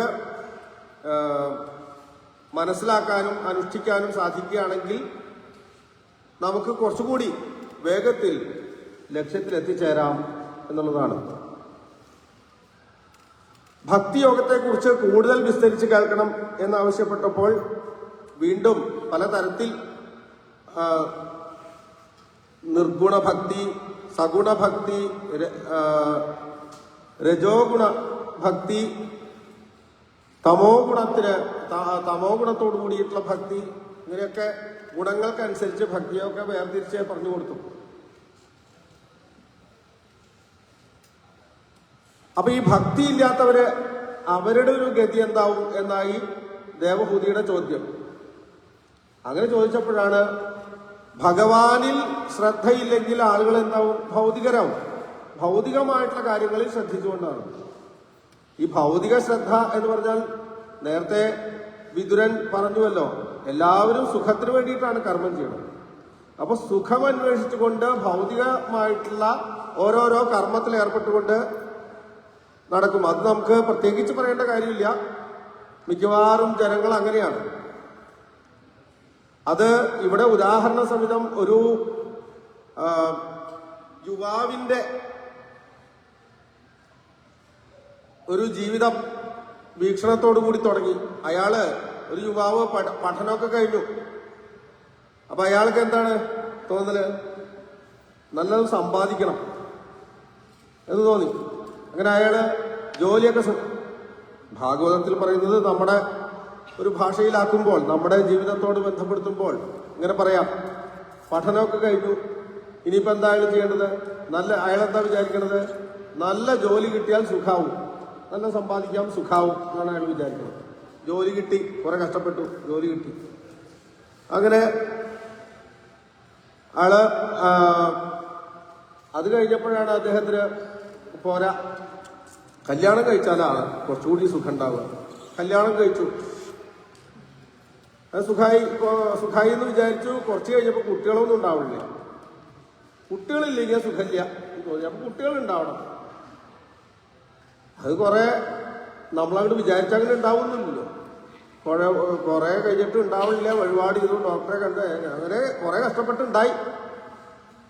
കുട്ടികളുണ്ടായാൽ സുഖാവും എന്ന് വിചാരിച്ചു. കുട്ടികളുണ്ടായപ്പോഴാണ് ഇത് വേറെ പ്രാരംഭങ്ങൾ.